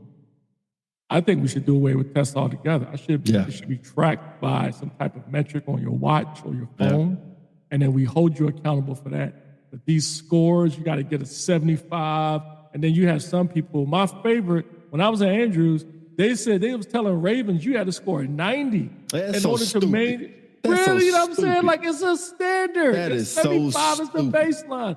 And then for first sergeants, if you, let's say you get a test under 80, then they expect you, if you want to apply, you got to get like over an 85 or something. Stupid. This is ridiculous, man. That's so it's stupid. A standard. Because you got people out there, you can roll down the street and they got 90s on their PT test. Yeah. Come on, man. All right. So Joe commented on this. Nick Jack made the comment, so I'm going to read this and then go straight to Nick Jack. So how does someone look good in uniform makes them an automatic leader? I'm not saying looks like trash, but we need to take a step back from our bias. The back in the day mentality won't help us in the future. The standard is subjective, but the way we are headed needs to be more direct. Does iron my OCP discredit me from guarding the gate? Hold on. I'm gonna let you get to that, but Nick Jack says, where is it? All right. He said, Joe Guy, it doesn't at all, but I feel we've gotten away from taking pride in our standard when it comes to dress and appearance. All right, we have a lot more, so I'll let you get to that one first. What Joe Guy said, does iron my OCP discredit me from guarding the gate? I think Nick Jack nailed it, man.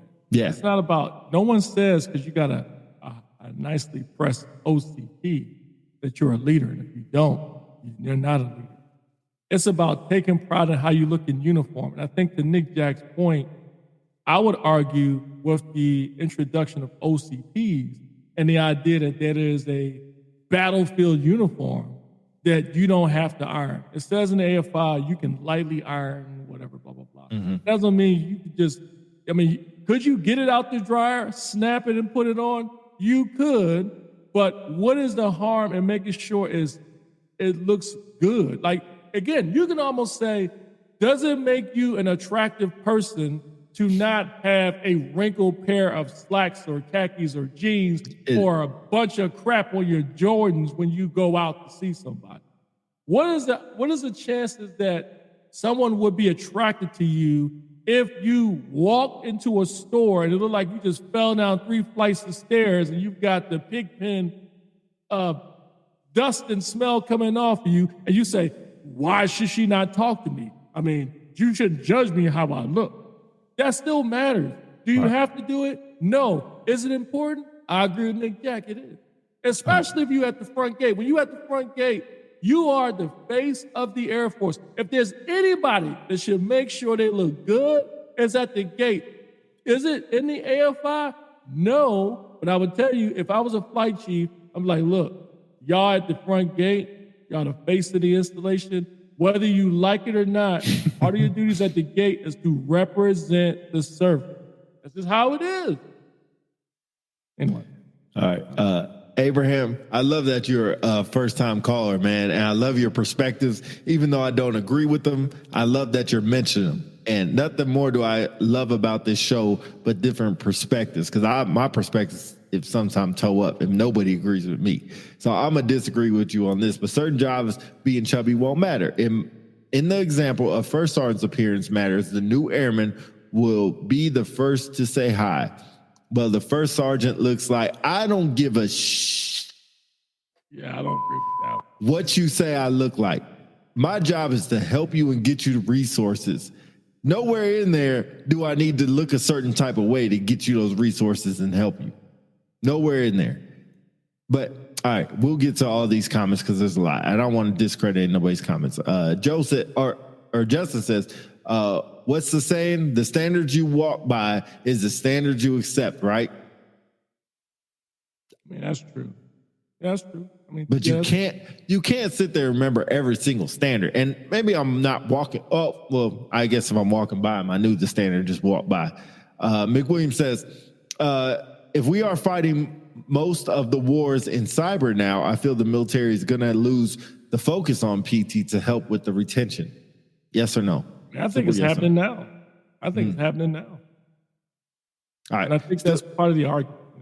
Yep. Still hold line, let the people exercise their rights to go to IG and EO. There's a process in place for that reason. Yes. Go to IG and EO. I mean, they say, all right, I'm going to go to the IG. That's fine. Go to the IG. Go through the system. I mean, it's no different than a police force. You make a bad call, a bad read, and you do something wrong, expect to go through some type of investigation. It's normal. Is it stressful? Yes. That shouldn't stop you from upholding it. Yeah.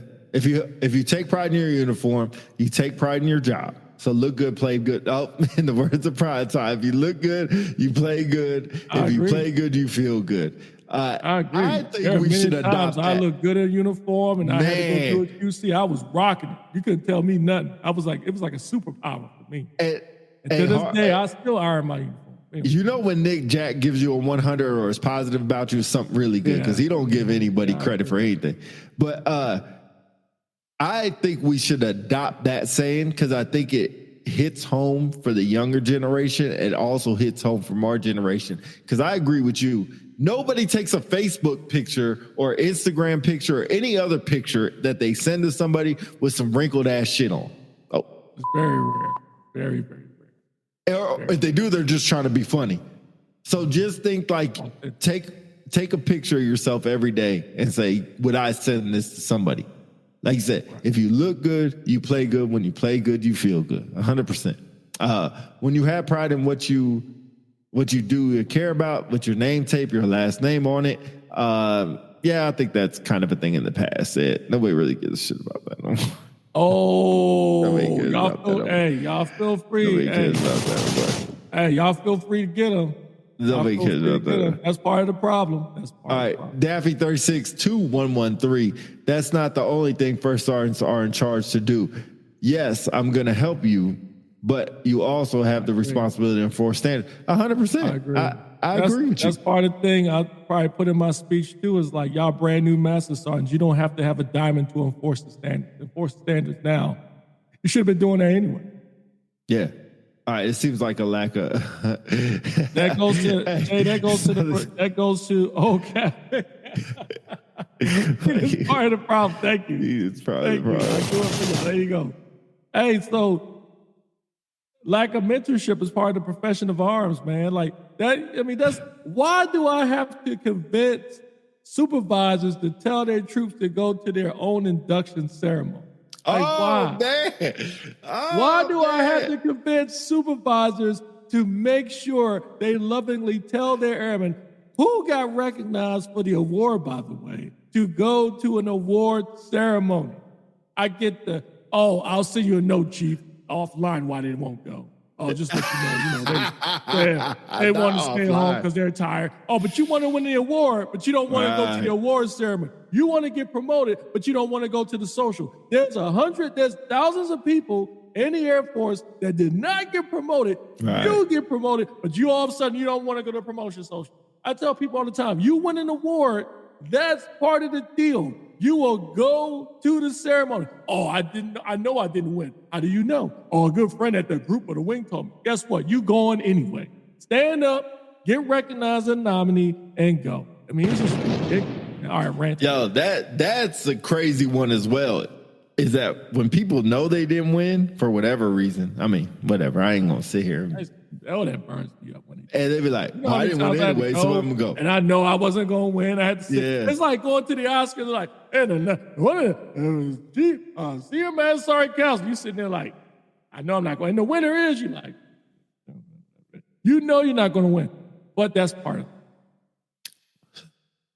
Oh man, what's that? Oh, all right, video game stuff. All right, Corey. Yeah, Struthers. Complaining about those $30, but just caught that PS5, man. $30. Who is that a shot at? Who is that a shot at? Yeah. Shot at. Yeah. I didn't get the new Madden, but I did. I got the Madden. We should do away with the dumb. Ooh. Whoa.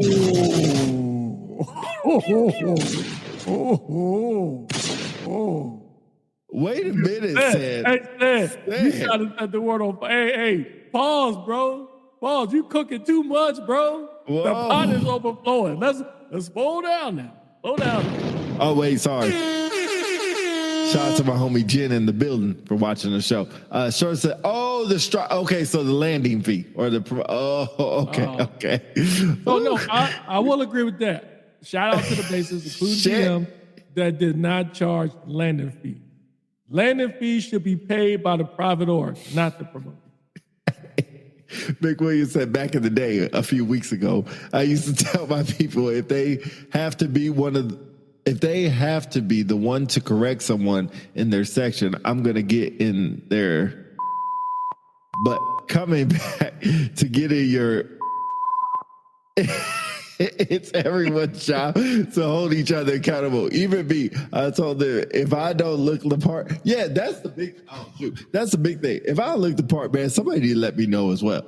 All right, I need to see where Sid is going to say something. I just need to know, do we need to have an after dark show for retarees? Because y'all just lighting the whole world on fire. Foster said, I know he's fucking mad spicy. Yeah. Mad spicy. Jesus. Say that for another show, bro. Some of us are still in the belly. You know what I'm saying? Yeah. Go to work centers and recognize. He said, go to work centers, recognize them, and keep it moving. He said, damn.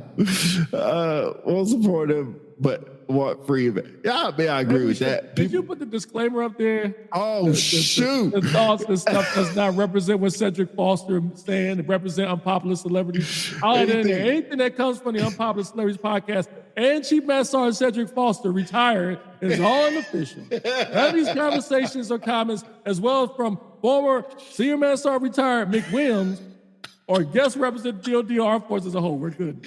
All right. Or anybody else. Everybody else in the comments. Any of the guests. Any of that. We are for ceremony. Yeah. Jesus. He said, hey, bro, you won. Let me get that paperwork at the end of the day. Can you push that memo to me, though? But congratulations. 100% as an airman, telling me my patches was wrong the other day honestly slipped up on me, but felt good to get corrected by him. I respect people when they correct me all the time. Oh, what was wrong with your patch? He said patches was wrong the other day, probably on the wrong side. Or That's yeah, what's up, man. That's the profession of arms right there. You like, you Man, know I what? love I that. know I could just ignore you, but you know you right, bro. You right. Damn. You know what I'm saying? Yeah. Just the way you do it. You know what I'm saying? Yeah, Just the bro. way you do I don't care. Tell me I'm effed up. Like if I have a booger in my nose, don't be like, "Hey, bro, can I talk to you over here real quick?" Hey, just to let you know, like, I don't know, like you have some hanging out. You be like, it. yo, You know, it's just, yo, it's Pete, just, you I got a just booger out think, your nose. I just think there's a way you do it, man. Like when I had the services patch on, you know, Chad got me good, man. You know, I think, and that's another conversation. I think in the end, when it comes to being a supervisor or a leader, it's all about the relationship you have with people. Right. It makes it so easy to make corrections. You can't just expect to not talk to somebody for 6 months, even though they're on the next cubicle over to you. And then all of a sudden you come in hot, ready to get them on their uniform. They're like, who the hell are you? Take these dumb patches away from the uniform. Hey, you know what, man? Look, let's set up a separate chat for the retiree. I mean, god dang. Goodness. Dang, man. I thought I was, I don't want to say the negative one, but he's almost like, look, why these patches matter seriously. They make us tribal. Okay, I do agree. So that's what Chief Flossie said. I agree. I think we got out of hand. When you have people making all these patches and you don't know if they're legit, Foster, go on a walk, man. Damn. No, Foster, stay here. Stay here. We need the energy. You know, I like that energy. Hey. No, honestly, hey, shout out to Seb, man, because like this is one of the things that make the show so popular. I would humbly say. It's because this is your opportunity to be in a space where you can vent. Although Seb is venting a lot, it's an opportunity for you to say a lot. But he's right. If it was up to me, I agree. We should do away with the patches. Just make first responder patches. And even more importantly, I would take this part off the sleeve, put your chevrons back up there, put the officer rank on the collar, and then put your MAGCOM squadron patch on your chest like we did for the BDU. That would eliminate these ideas, because if you eliminate patches, they're going to be like, because I was one of them at first. When I left DM, I said, I am not wearing my SF patch no more. I'm not. But then I got there, I was like, man, I got all this space, this Velcro loop space. What do I fill it up with? I'm not an air advisor. I didn't do Arctic. I'm not a Raven. I'm not MCA. What can I put there? I'm gonna look like a rookie because I only got one patch. But that's all you earned is one patch. You ready? Somebody has something positive about patches. So patches show pride in the mission. They do not need to be in good taste. No, they do need to be in good taste, but still, why are we sweating the subject at all? Sweating the subject at all. It shows how good we got it in the U.S. Air Force and worried about patches. That's kind of what Jackson I appreciate said. the comment, but I must admit, I'm robbing factory. That was interesting. Chevron's back would be big for the win. Would be a big win. Yeah. So let me go ahead. I'm sorry. About the patches, why are we sweating about patches? Because they're getting out of hand. That's why. I don't think, I don't know how long OCP's been mandatory. Last October, maybe? October 22? Something like that. Yes, sir. Somebody find that fact check for me. But it's been around for at least 2 years. And I don't think nobody cared about patches then.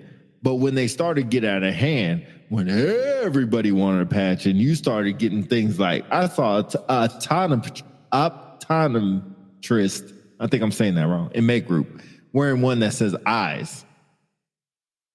Like, that's crazy. That's when it gets out of hand. When somebody has 3E3, which I think that's structures. I'll be careful. That's the E community. Shout out to them, man. Hey, gunshots to them. They can't have structures. They got to have 3E3. And then it's like 3 lines this way, 3 lines that way, 3 lines this way. So when that gets like that, then it's crazy. Y'all need a narrator because Pete's fighting for his life. My man Abraham said 3E3. Shout out 3E3 in the building. He said 2021, so it's been around a lot longer than I think. But yeah, patches, it's getting way out of I mean, let's way. going back to the comment from there he is. Boston talking to somebody. Patrick show pride in it. If you need to be in good taste. But still, why are we okay, we already talked about that. Oh, I'm So sorry. here's my quick take on his comment. He don't rock with the 3 lines. Thank you. Here's my thought. I think Shout out Faith. oh, Faith, what's up, girl in the building? They are getting by out of hand. It's like ribbons and so many other dresses. Over-explain some, but leave doors wide open to others. Make it make sense. I agree. Wow, he saw PhD patch. Please. PhD. Is that a doctor? Is that supposed to be a fool. Yeah, I guess. I hope that's what it is. That's crazy. Patches are almost like trading like Pokemon cards. Yes, Everybody wants the latest Pokemon. Gotta catch your ball. 3-3. Raven. Hey. Soup. Hey, Seth is getting back. Look, Seth is getting back on point. This is what I agree with. How do we take care of our airmen and our teammates? Is what we should be focusing on. People don't feel safe in a space that they are showing up to every day. DEIA and safe spaces are real thing. I totally agree with that. He said, look, doctor, look. So here's my thing. I think to Sed's point, that all is a prerequisite to getting to having safe spaces. When you have clear standards and you have leaders that are unafraid to enforce the standard, I think that helps build safe spaces. I think when you have a lack of standards, and even more importantly, leaders who are not willing to uphold the standard, then you have this nonsense going on in offices where people feel bullied, they feel harassed, discrimination, and things of that nature. So I think this all encompassing. You cannot have a safe space without a standard being upheld. You know, sometimes you'll have some people say, I would rather have a leader who is strict on standard and less, a friend to let me get away with it. And I agree, as long as it's done professionally in the right way, in the right context. Hey, Seb made a comment. We teach people, I think it's how to do all things except for how to respect and lead other human beings. That goes back to what I was just saying. I don't know if that could be taught. I really don't think that could be taught. No, I think it can be. I think it can be taught. It's a matter of if people can receive it and be able to execute. Because some people just born a-hole. They just not good with people. Mm-hmm. You know what I mean? They just, no matter how many times you tell them about emotional intelligence and respecting other people's culture, and they come from different walks of life, some people is just still a-hole. He said, talk to them. Don't talk about patches for 3 hours, but for 5 minutes about missing elements in the workspace. Mad Moore's ready to set the building on fire till he even retired. Listen, man, let's keep it real. Okay, I'll skip that. All right. Dang. Wait a minute. All right. Yo, I love you, bro, but whoa, chill with the race. I think that's a good. I think that's a good. Okay, topic. well, look, I don't think it's all.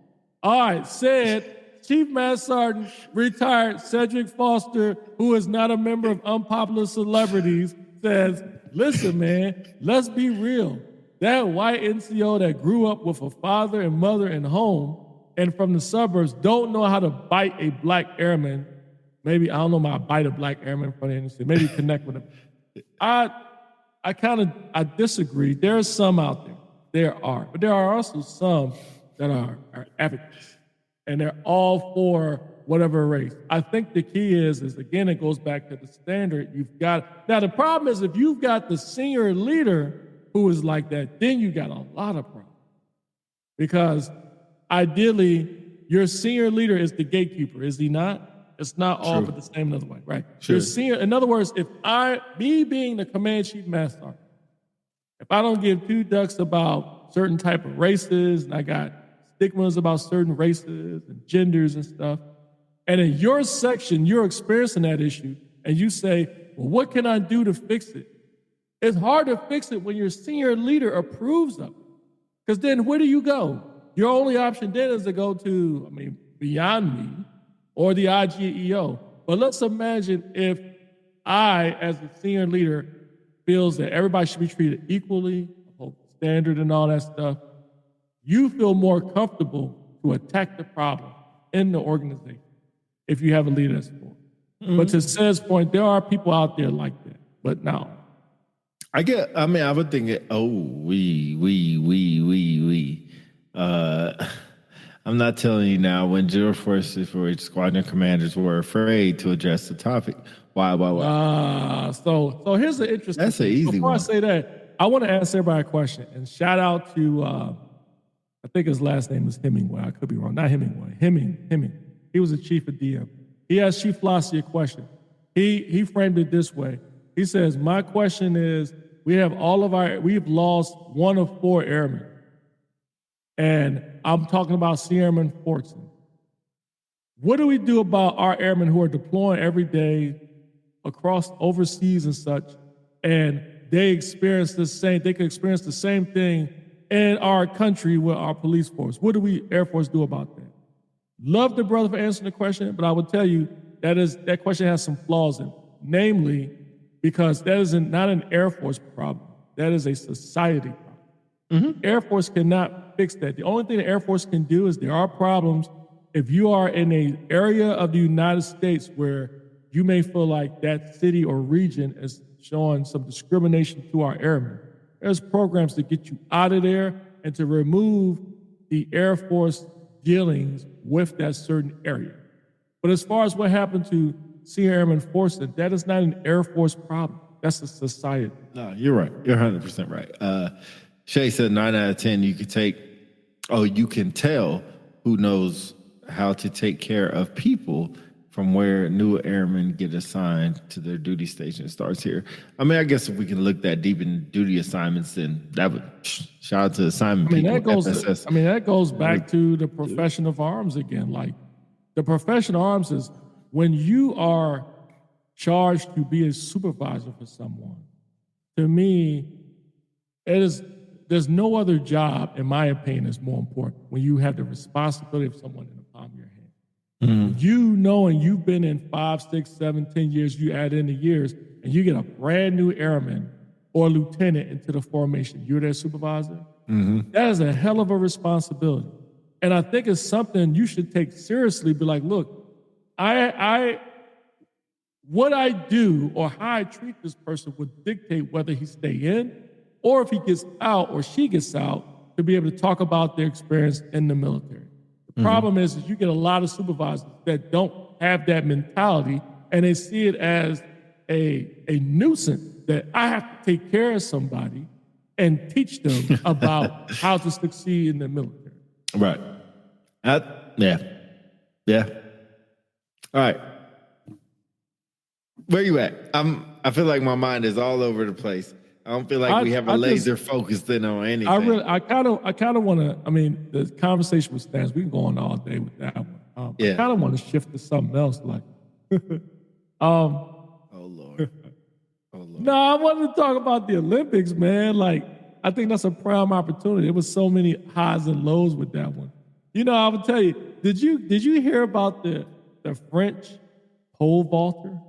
What happened to him? No. If you have, been in the comments. So I was just looking at the top 10 things in the Olympics, whatever. And obviously, a bunch of them came up I'm aware of, but there's one I wasn't. Apparently, there was a Frenchman. You know how the pole vault worked, right? Yeah, no, yeah. Okay. This French athlete failed his heat during the pole vaulter because of his package. So when he because of what? Over his package. So when he, his junk. His dick? What? That's not a pause. You could say penis. You could say his, anyway. Scrotum? Other things you could say besides that. Not scrotum. Anyway. Okay, he goes over the vault, and as he goes down this way, it hits the vault. Doing. And so he was all over social media for it. But here's the cool thing about it. No one remembers the fact he's getting all these deals from porno agencies. Really? 200. They opened up 3 agencies, opened up like $250,000 a being. I'm gonna see if I can find a video. He took Viagra It's just before he jumped. hilarious, man. Bro, it was so funny, man. I couldn't help it. It was so funny. And of course, you got. Did you see? I'm sure you saw the Turkish shooter, right? Oh, the The truth. dude that went up That's like the John truth. Wick with his hand in his pocket. Yeah, that boy had no Everybody's equipment on. Yeah, always spend all this money, this dead shot equipment, so they can qualify. He just went up there with his hand in his pocket. That's so dope. Get some. Oh man, I'm gonna try to find it. But anyway, Start I going thought it was for it, funny, Shay. and of course, what happened? The shade coming from my neck. Go ahead. And I just think it's funny that okay, y'all ready? Okay. He said he was an extra in Taken. Yo, that dude was the truth though. That dude was the truth. That boy put his hand like, bro, I got this shit. Let me know when you got it. Oh Lord. All right, go ahead. You ready? Yeah, go ahead. Oh, What dang. happened here, Coach Judy? On the way down. I know he hurt. Why? Why? I know he hurt. Ooh, that was a good one, man. That was a good one. Said, let's talk That was a about good who should be the MVP for the men's basketball. Oh, yeah, we can talk about that one too. We can talk Not about that. LeBron, Curry. Yes, I agree. Thank you. I agree. Matt Morris, if you out there, Matt Morris didn't agree. Oh, hater. I mean, I'm a Curry fan over a LeBron fan, so for that note, I'll agree. I can agree to some people who says that Curry only had 2 good games, and he didn't have a good Olympics. Oh, look, see, shout out Chief Hill or Hall, excuse me, shout out Chief Hall for he said false LeBron all day. Why? Yeah, though? Why? I can see now. In my head, Go ahead. I'm sorry. Go ahead. oh, Matt Morris says, "What you mean?" I agree, Steph. Or yeah, Curry. Oh, maybe I meant you. You felt like the current Dream Team was better than the old Dream Team. See, and this is where I agree with what's said. LeBron was the most consistent, but who was the big time when we needed it? He carried the team. Exactly. So Chief Hall said he carried the team. He said, "Dad, stop." I hope he knows him. But I don't disagree with Chief. Like, he did carry the team. I don't disagree with said that says that Curry was the biggest moments in when they needed him the best. Yep. Like, Oh, you crazy, bro. Oh, no. look, just like Struther says, Curry had big shot moments overall, especially the last 2 games. But Bron had the better overall tournament. Well, let me ask you a question. Do you think they would have won gold without Curry's performance? No. But they would have never got there without LeBron. I mean, come on, you got a team full of superstars. Somebody's gonna stand out. But in what matters? The I agree. performance when you need it, or the Both. performance consistent? You can't get to where you need it. And wait. You're not getting the goal with LeBron though. But you ain't getting there without LeBron. It was already there. No. I mean, No. They was They almost lost already to there. Sudan. They almost lost to Sudan. But that wouldn't have cost them the gold though. No, Right? you're right. But they would never. That's my No, point. I'm sorry. It wouldn't have cost them to go to the tournament. You're right about that. All right, hold on. Let me go through this. Okay, I'm good. Okay. Helldivers. All right. Yeah, you play Helldivers? I didn't know you rock games. How do you like it? Because I know it's multiplayer. I was thinking about getting it. Okay, he said he knows, and that's my guy. Yeah, they're good people. Exactly. No, Steph showed up 2 out of 3 games. Wait. There was like, That's what, what 12 matters. games? Hell no, because Sudan would have I guess beat them. Yeah, would have beat them. Yeah. They needed Curry. That's why I think Curry should have got it. They used South. But yeah, they would have lost You're to 100%. Sudan, but they wouldn't have lost the gold medal. I think they win without LeBron. Put Tatum. I know they hate Tatum, bro. They hate him. She said she loves the game. All of it. Oh man, I had to try that. I didn't know you was a gamer, Shay. All right. Got mad. Shot Getting but bucks for the liberation of America. okay. But I think the MVP for the Olympics is dumb, period. Because Booker had some good games. AD had some good defensive moments. But you could almost say it's just like the All-Star game, right? Right. In the All-Star game, they give it to the person who was scores the the one most. that got right, just like the Super Bowl, right? So it should be the same. Give you her limits. PSN. Deserve that joint. Smurf, okay, all right, I get that. I'm gonna get that. I'll add. You've got to I got it. You've got to the person, I'll say, Faith says they needed LeBron to get there this time and Curry to win. One does matter more at the end of the day. Just like we need to watch because just like we need to promote new leaders. One does usually get promoted first. So, Curry, man. I'm not Curry mad. shouldn't have won, man. I'm not mad. I know why they give it to LeBron, but I wouldn't be mad if they gave it to Curry. Now, if they would have gave it to what's the dude's name that plays for Indiana? Halliburton. Then I would be like, man, what the duck? Even if they gave it to Booker, I'd be like, that's crazy. But just to give it to LeBron, I think, yep. Thank you, Corey. Yep, co-MVPs was an option. Yeah. Optimal, excuse me. We're promoting a flash in the pan or sustained performance. Ooh. Yeah, we definitely promote flashes in the pan. We don't promote that's what we put on paper, but that's not what really happens. Because you gotta look at everybody's EPB, the moments that happen throughout the year. They're not sustained anything. 24. Oh my God, Matt Morris. 20. So you say the 2024 U.S. basketball teams is better than the 92 Olympic team? Told you, Jordan. Violation. But look at how many NBA players were in. All of them were NBA players, except for one, right? I think maybe there was an argument online that said the 24 team played more NBA players in the Olympics than the 92. It was like 64-6. Oh, played against more. Yeah, played against. Oh, yeah, but that's relevant, man. Yeah, it's definitely irrelevant. Now, will I say they played against more competition? No, but if you put up the 92 team in 92, somehow put up the 92 team in 92 against the 24 team in 24, 92 would beat 24 all day, every day. That's crazy. Yeah, I don't. But anyway, Steph Curry for the win. He should have got it. I agree. Oh, fact. I agree. Yeah. I mean, because Like they were the flow.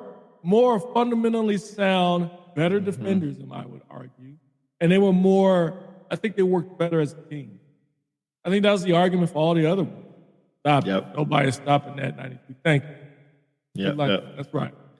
Seth Foster said they did. There were 9 NBA players on this team. There were 77 NBA. But that's crazy. Maybe the NBA is getting softer, easier to come into, expanding more. It wasn't as big as far as how many teams there were. Maybe the same amount of teams. I could be lying. Different caliber. I don't know. All right. Where you at right now? You good? Let's shift to CD Lamb, man. There was a question, a bunch of comments. CD Lamb. Man, poor CD Lamb. Poor CD Lamb, man. All right. How's the poor CD Lamb? I hate talking about the Cowboys. It's making me sick, but I just think it's interesting.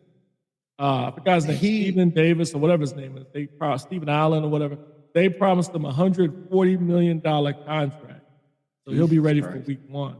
And there was a couple of comments on the website that brings up the same conversation before. Do we pay athletes too much money? Yes. For what they're worth. Like $140 million. So what's more valuable? a doctor who can save a life in open heart surgery, or a player who can run across the middle and catch a pass and get hit. It's not him. Which one Okay. deserves $140 million? I don't think you can Or compare. what about the military personnel that deploy No, you can't. to Afghanistan and get shot at? But you gotta. I'm just being honest. This is the commentary I see. I'm just curious. What do you think? No, you don't. All right.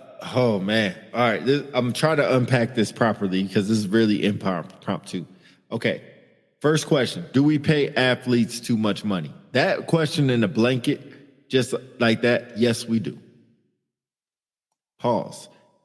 We are able to pay them money because of how much things are for the NFL package, for how much they charge people for having the NFL network, for having NFL games, CBS, NBC, the Super Bowl. Look at how much ticket prices are. So everything is moving up. So that's why contracts are going up, because everything else is going up. If ticket prices were the same as they were in 1990, let's just say, I don't even know how much they were, but probably substantially cheaper, and we paid athletes $100 million contracts, that would be asinine. But because they're making us as a consumer pay more, making commercials pay more. Like, look how much a commercial is in the Super Bowl. So yes, we do pay them more, but that's why doctors can't get paid that amount of money. Now, price of a surgery is a lot more than what it was back in the 90s, but the price of health insurance has went up. But who gets paid off of health insurance? The insurance people. That doesn't go to the doctor. So athletes make money off of whatever the NFL, we'll just use the NFL for example, whatever the NFL makes. So as they make more money, athletes can make more money. The price of what's that thing called that the salary cap for the teams go up every year. So it's kind of a byproduct. Your thoughts? Well, how come these people on the bench getting paid all this money? They get paid more than doctors. Same reason. As things start going up, everything goes up. I don't disagree with that. I guess my thought would be, yeah, I guess you could say society, or we are the problem. He said, "Don't hate all the people getting bad. Concentrate on yourself and go get that money." I agree. I mean, Sit your old retired stuff down, man. I don't care. You on the either way. front porch. They're gonna get paid. They're gonna get paid money. Like, as money goes up and value. Now, do I think their value as an entertainer has moved? No, not at all. But deals go up. Everything goes up. I would say most athletes make more money off the court or off the field than on the field, especially NBA players. Transition So it's to not- presidential race. Yeah, you're getting tired. No. There's a lot of stuff to talk about. I think the presidential race would be interesting because Presidential race. last time I talked about it, I thought it was over. I thought it was over for the Democrats. They're on fire, man. Just heard Beyonce endorse Kamala Harris. I still get a reaction. Yeah. Okay. I mean, and I guess former President Trump wants Joe Biden back in the race. Caitlin Clark, she should be paid more. I think she should. She's getting paid off the court. Is getting paid enough. Sure, presidential race is president. I'll be interested. Have you to hear made a decision yet on who you're going to vote? Can I say this without being killed? Yeah, no judgment from me. Now, I don't vote. I don't vote. Oh, we talked about this. Oh man, y'all get ready. I will never vote. I will never vote. Go ahead, get ready. I will never vote. Ever. I will never waste. I hate to say waste my time. I will never go down to the ballot to vote. Can we go to Obama back, please? Where's Michelle? I agree. We need Michelle back. But yeah, I mean, I'll be interested to see the debates in September. I'll be watching. I always said I just want a candidate who, whatever they say during debates, they're going to back up when they're in the office. That's all I want. Foster say you're not an American, Pete. That's crazy. That's crazy. That's crazy. That's crazy. I don't know. I haven't decided yet. It's like it's almost like the same back as before. Pick your point. You know, like I will give Kamala Harris this. At least she put out her economic plan. Don't know if it'll work, but it seems like for President Trump, man, former President Trump, it's all this. We're going to close the border. We're going to drill, baby, drill. We're going. It's like show me the money. Where is it? Show us how it's going to be done. He needs to stop coming for my electric car. That's what he needs to stop doing. Stop coming for the electric cars. Trump, or you talking about Democrat?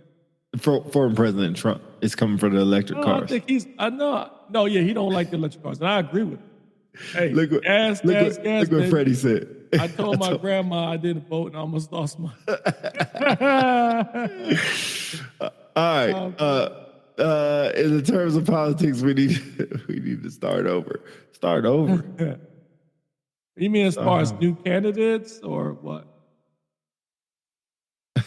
They are all untruthful, but people died to ensure that we could vote. I understand if you want to vote, go vote. It's not doing anything for me. I just don't vote for. But I'll be more accurate about it. I don't vote for presidency. I'll vote for propositions and states and stuff like that, but I won't vote for presidency. So let's just be more clear about that. One, though? It doesn't. Your vote doesn't count. We talked about this. Somebody's gonna have to prove to me when the electoral college doesn't count. Electoral college. Thank you. That determines who wins the presidency, not the popular vote. The popular vote's cool to have. It's a good number. They go up there, but that doesn't determine who wins and who loses. It will be something for our children. Sure. Cool. Most people are one-issue voters. Ooh, that's very true. That is the end all. Ooh, we can have our opinions, but one day we're gonna get what we want at the end of the day. Most people are. DC could run. I appreciate that. First of all, if DC run, I better be a vice president. Yo, picture you be a vice president, be a vice president. Yo, we've even debated against each other. That would be hilarious. Yo, he'd be like, I want to close the borders. Nah, I think DC is dumb. I think we're going to keep the borders open. They'd be like, wait a minute. I was like, peace not even American, man. What is he? I don't know what he is. Yeah. What is he? I don't even know what he is. Yo, we be fighting against each other all day. That would be too. I'll be the Secretary of State for you two to lie. Somebody would have to be. You would have to run the country, Faith. We could do it. We'd be arguing the whole time. He'd get rid of electoral college. Yeah. Oh my God! I need you to walk down the memory lane before you. What? I'm so lost. That is like in rare form. What do I need him? He said he's Chinese. Look at his eyes. Yo, what? Let me open my eyes bigger. What do I need to walk down memory lane about? Was there a time where we couldn't vote? Sure. Wasn't around. Don't care. I know it's a thing. Don't care. Wasn't around. Doesn't do nothing. Fade to black right now. He said, oh, wow. When is Black History Month, ladies and gentlemen? February. Let's go back to that. I thought it was every month. I thought it was every month. Look. Our girl Nikki said, wow. Hey, you know what? When we start talking about, you know what? If it's that big of a deal, start talking about it every day. Put it on your Facebook every day. 2,401 years ago, we couldn't vote. The next day, 2,402 years ago, we were. But the next day, 4,203 years ago. I would double dare you to take that snippet, which you said about voting, and make it a short. I would double dare you. No, I'm not doing that. Double dare you. He or she's too far away to affect. Thank you. Yeah, I said that 300. Yeah, Black History is 365 days. I said that. Correct. I said that. But anyway, I get it, man. It just doesn't. I shouldn't say I don't care. it doesn't move my needle enough to say, oh man, since people fought for me to vote, I need to make sure I express that vote. I do that for propositions. I'll do that for governors. I'll do that for stuff like that. But for the electoral college for the presidency, I don't think my vote matters because I'm a resident of Texas in Texas. Now, I said this last time. Will things shift? Yes. But when the shift between a Democratic vote and a Republican vote is one by one, I'll shut up. But when it's won by 3,000 or 300, then my one vote will not change anything. It would either add to it or take one away. Different. All right, I'll get off the subject because I'm very passionate about it, but somebody's going to have to prove to me when my vote matters for that. Said I love you too, but I understand. I will change it to you. We're done. Yo, so Nikki, if everybody took that stance, then nobody would vote. Then we wouldn't even have these things. We'd be back to Russia and just elect somebody. So please make this a short, please. I don't think everybody should have this stance, but it's my stance. Just like everybody shouldn't vote Democrat. What if everybody just voted Democrat? What if everybody just voted Republican? So you can say the same thing. What if everybody drove a Tesla? What if everybody lived in 2-story houses? Wait, don't we not want what? Don't we not want that? Don't we not want what? Don't we not want? How is my stance wrong? Hey, oh, you know what? It could be wrong. I'll admit to y'all, maybe it's wrong, but that's why y'all vote. I appreciate y'all for what y'all do for the American people. I appreciate y'all for being out there and voting and wear your little pin that says, today I voted or whatever. He said, how do we vote him off the show? Yo, the good thing about the show is everybody has an opinion. All right, that's the good thing about the show. We respect everybody's opinion. Said, hey, you just told me you loved me 2 seconds ago. That don't seem like love, you kicking me out. If everyone drove a Tesla 4-hour road trip. That's crazy. You, that's crazy. That's crazy. But yeah, that's just my opinion. I mean, go quickly to the other topic real quick before we get off. Yeah, let's go to one more topic, please. Goodness. And Chief Master, top Chief Master Air Force all time. That was like quite the discussion on social media too. So what I found interesting is no one has forgiven Chief Cody for what he's done in the office. Yeah, I mean, to this day, it is himself. Okay. Yeah. I mean, does anybody feel like Chief Cody should get a pass based on the type of stuff he was dealing with? You know, because we had one of our good friends, shout out Chad Goff, on a long time ago.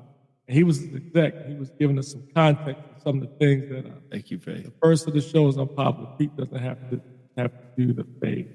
He does fit the title. But anyway, anybody feel like Chief Cody deserves, like, you know, have hard conversations on here and loud? Oh, he doesn't deserve a pass, Nikki B, MB? Oh, Foster. Cody was of course. Why am I not surprised? Why am I not surprised? Faith, thank you. Thank you, Faith. Y'all tell me in the comments, man, who y'all feel like is the best Chief Master Sergeant Air Force of all time? Give me y'all's name, period. So the most popular ones I've seen, yes, he deserves. Oh, I'm interested. Daniel Hall, tell me why he deserves a pass. But I heard Gaylord, Wright, and Bass. Sure. And then when I said Bass, man, people was in the comments like, no, not her. She was sniping people online and social media and all that other stuff or whatever. I'm curious. What you think? Oh, you talking about me or are you talking about people? Them too, yeah.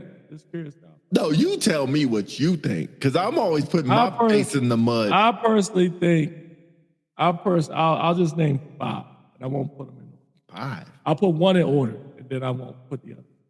Number 1, Gaylord. That's the easy pick. Then I would say, right, he was the scapegoat for the Air Force. Ooh, interesting. Gaylord, Wright, Roy, Bass, And I'm just talking about the ones I served with. I'm not talking about the ones I may not have never met. Like Thomas Barnes is a definite pick. I mean, You didn't serve with him? and Airy. No, You didn't serve with Paul Airy? I swear. no, fool. Didn't y'all come in together? No? Okay, go ahead. I thought y'all came in together. My bad. Go ahead. Was it Esther Blake? Did you come in with Esther Blake? I know it's somebody you came in with. Nikki, I'm curious. You said right, so love to hear your thoughts on that one. He was the most consistent. You know, he was a dick. But another word. Oh, sorry.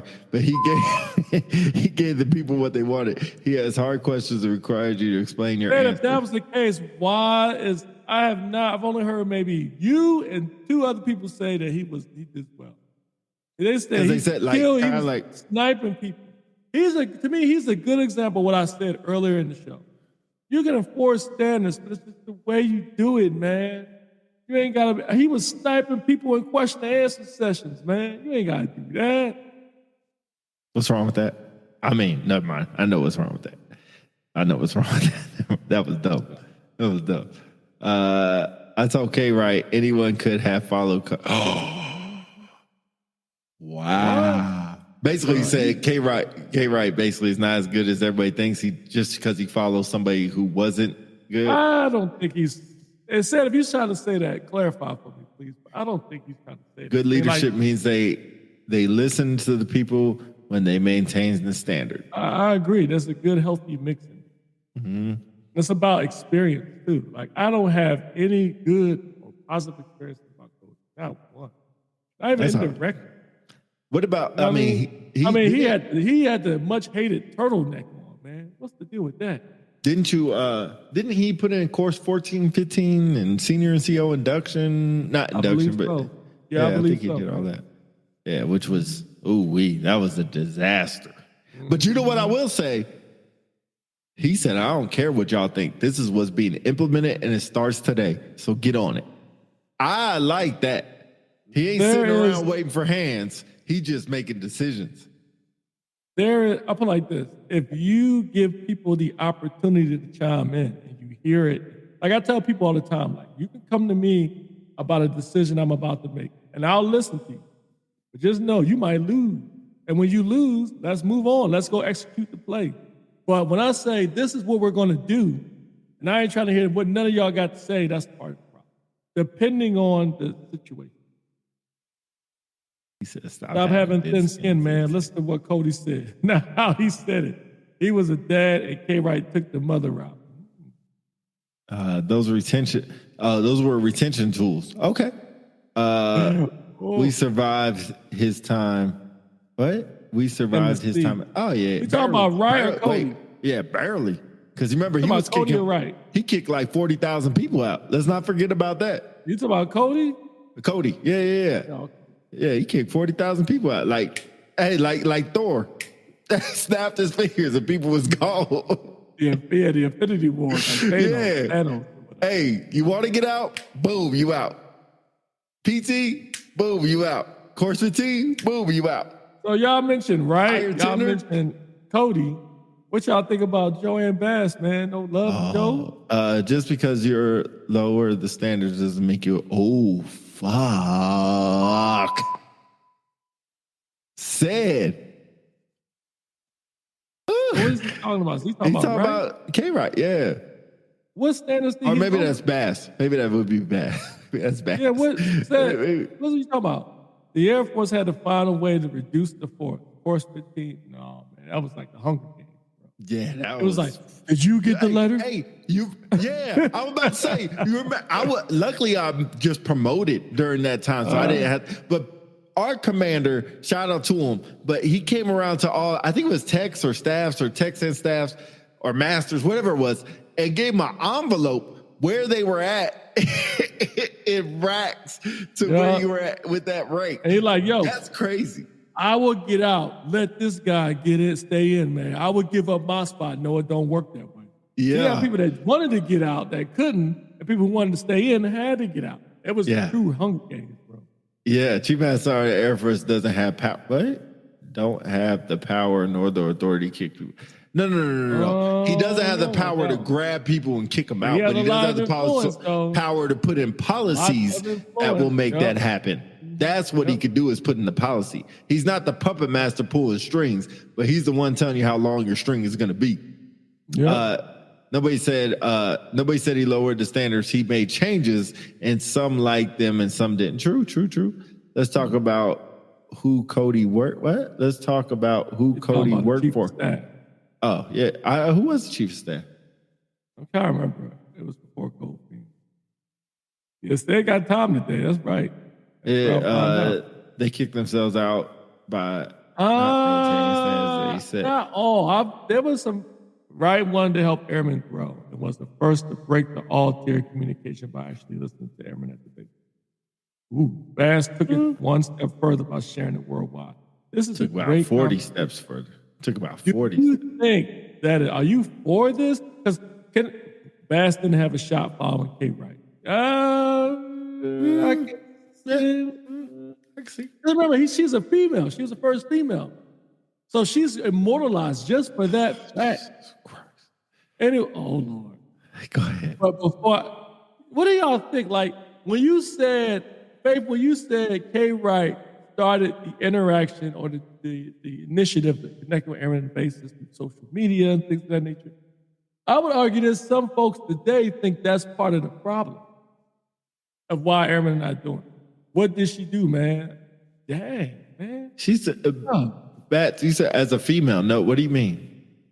Dang, no, what? Man, it's like they cooking up in here, man. Yeah, she didn't do anything. Dang! Oh, man. What about the ponytails? Well, yeah, what about the ponytails? Yo, all I keep hearing is the ponytails was good for y'all migraines. What about the custody agreement thing where you can, what about the dog thing? The dog thing? Yeah, the dog being able to PCS. Dang, other than correct people for not pronouncing her name right. Dang, man. You said first female. Don't matter if you're. Hey, embarrassment is kind of tough. Good. Dang, man. Hey, I'm glad other people share the same energy. I usually the one share because usually that's me saying harsh words like that. Wait a minute. All right, let me say. What do y'all think was better? I'm just being honest. Who do y'all think was better? Bass or Cody? It's not better. I wouldn't classify somebody as better. Why don't you just say who had the resonates most more impact? with you? Who had the most impact? The most impact. Bass Okay. I would say Bass. That's an easy one. That's an easy one for me. Now, Cody had impact. Cody had impact on kicking mother effers out. That's what he had impact on. Or as we say, what? Yeah, what do folks want to see? Yeah, exactly. Cody is more. Wow. Freddie, homie, I don't. Is he around here somewhere? Like, is he paying folks today? They served in two different. I mean, that's true, but they all had their opportunity to do something. You know? He said, just not a good impact. Okay, that's true. all right. That's true. Who is both? Like, which one? Which one do you think made the most impact to you? Like, whether it be in a good, I guess in a good sense, I guess. You know, which one? You know, sorry, the girl-boy system got their ankles broken when they started sharing at all levels and really listening. Old Boys Club can't filter what they don't want to support if it's put out there to the masses. I just wonder, like, with all the stuff going on with airmen today, especially social media, I wanted to talk about that too, because they were prime candidates for the What the Duck Award. Our two defenders over Yokota. Shout out to Yokota. Shout out to Yokota. Them dudes on post doing TikTok videos. That foghorn. They what? Like, bro, like they were on post and security forces gear doing TikTok videos, and whoever saw it on their TikTok post, posted on the Airman NCO page, their leadership saw it, they got a letter rep. And one of them actually went online again afterwards and called the person who snitched on them it. And then people say, well, how do we let airmen get away with being on TikTok in uniform? Because we allowed it. We allowed it. We try to make it sound like it's no big deal and it's a recruiting tool. In some degree, it is a recruiting tool, but bro, that goes back to profession of arms. Why would I want to be downtown at a club twerking? Well, not me, but I guess a female. Why would I want to be downtown? You know what I mean? Why is it not an issue to have someone in uniform garb be downtown doing something that brings discredit to the uniform? And then some people say, well, DC is based on interpretation. I don't see this as a discredit. They're just having fun. You said what's up to Gaskin. What's up, Jared? What's going on, brother? All right. What's going on, brother? I feel bad. He said something. He didn't say nothing bad. All right. Foster said, why do we need to have a better? I heard DC was the worst. Oh, he was. That's crazy. Do I agree? Now, just kidding. But yeah, I mean, it's not better. I guess which one influenced you more? Which one got busy? I believe basketball. Okay, Nikki MB, I agree. I think humbly, which I think K. Wright was phenomenal since then.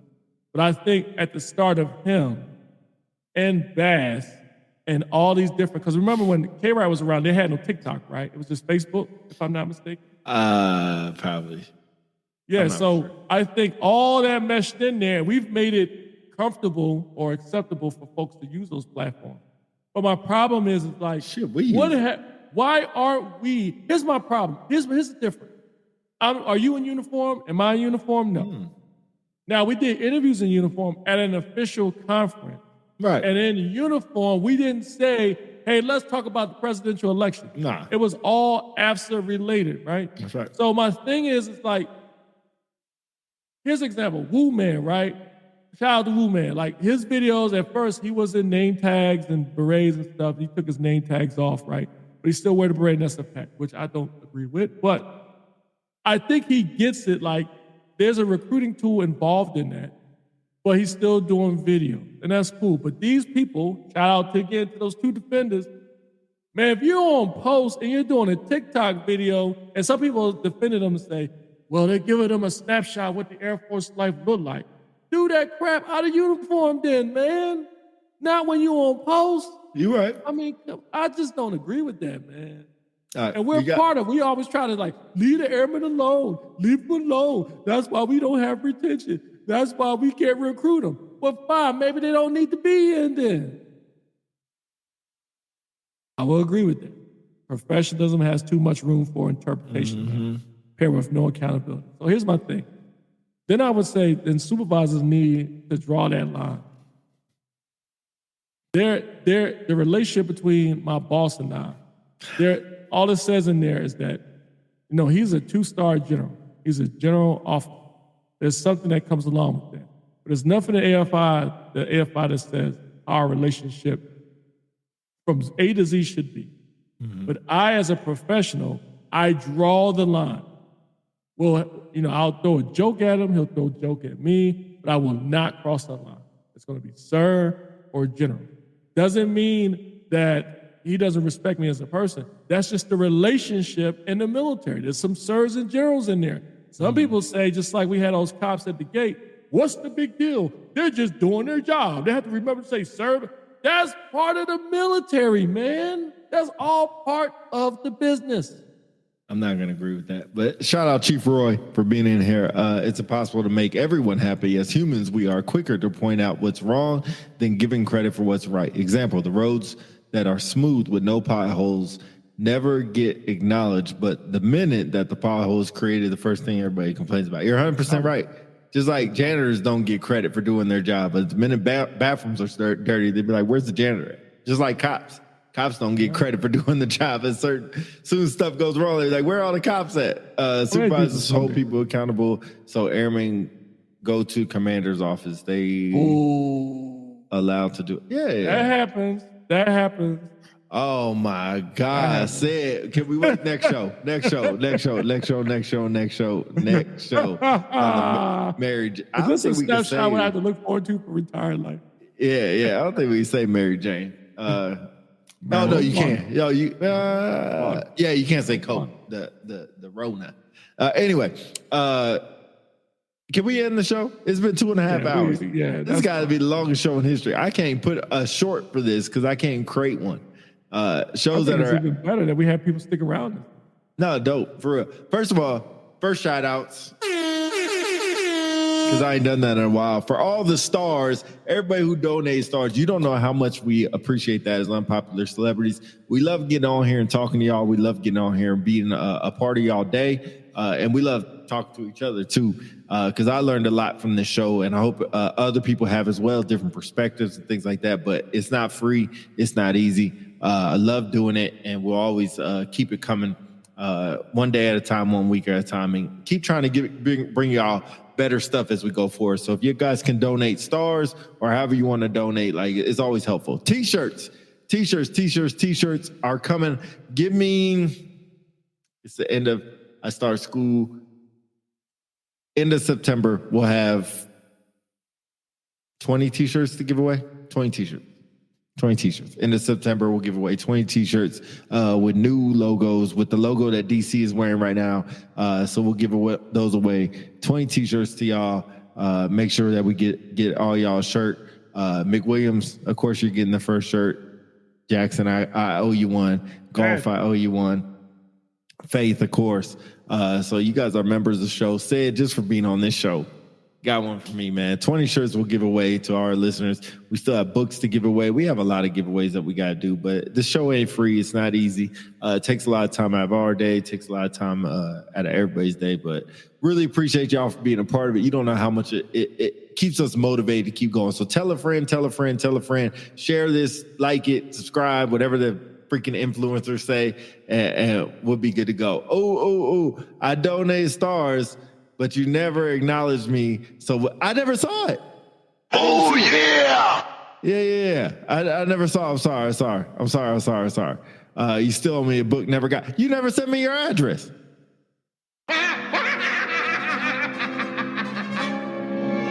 You sent me your address. Hey, send me your address. I got the book for you. I know what book you're talking about. It's right over there. Send me your address. Put in the unpopular celebrities. DM us. It's only me and DC that see it. So DM us and we'll get that to you tomorrow. I'm sending out book to Billups tomorrow. Billups, I got you for being the first comment today. I'm doing a lot of shout outs. I appreciate it. DC, take us home. Hey, so I just wanted to add one thing. So when we say share, like, subscribe, we was just talking about like standards, like we don't never say anything when things are going right. We say something when something goes wrong. It'd be nice if y'all put in the Facebook page, like, what y'all like about the show. Tell us what you like about the show, which things you want us to talk about. And then if we're doing something wrong, you can shoot us a DM and then go from there. We do it for you guys, just like Pete said, man. We appreciate all y'all, man. Y'all keep us going. And we're going to keep doing this thing over and over again. So next show and the next, I believe it's the 25th. Last Sunday. No. Because today's yeah. So 2 shows back to back. Yeah. Yeah, 2 shows back to back because it's a weird month. But we're gonna do the corner next week. So again, shout out to the corner. If you want to get on the show instead of the comments, you want to get on live for like 2-3 minutes and vent and talk about whatever, that's your opportunity. We've had some live funny guests on there at the same time. So you are the guest. No guest in the corner, you are the guest. Bring player back. She be busy, man. She busy. Stuff, man. She got an open invite. So hopefully next week she'll be on with us because hopefully she sees this. I'm telling you, people are looking for you. People are looking for you. Yep. Go ahead. I'm sorry. Anyway, so I digress. So again, let us know. Shoot us a shout. How you like the show? See you next week for the corner. Wait. One more thing. I'm sorry. Dang it. So, Gaskin, I see you donated stars, but I can't see how many were donated. Oh, yeah. I don't know why it shows up, but now it doesn't. So, I'm sorry. Oh, hell no. First of all, player's not getting replaced. Sorry, Sid. It's in our replace player. Yeah, that's not happening. All right. I can't see it, Gaskin, so I'm sorry. I don't know what happened. Oh, you know what? Let me see one more thing before we go, because I might be able to see it. Hold on. Don't move anything. Don't move anything. Can I see it on here? Oh, there it is. Give me oh shit. I just messed it up. Okay. Give me oh yeah. Woo! Shout out Gaskins for the 99 stars. I see you in there, big dog. And said I still don't.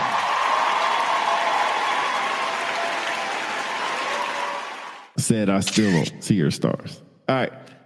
Unpopular celebrities. We out. Tired. Peace.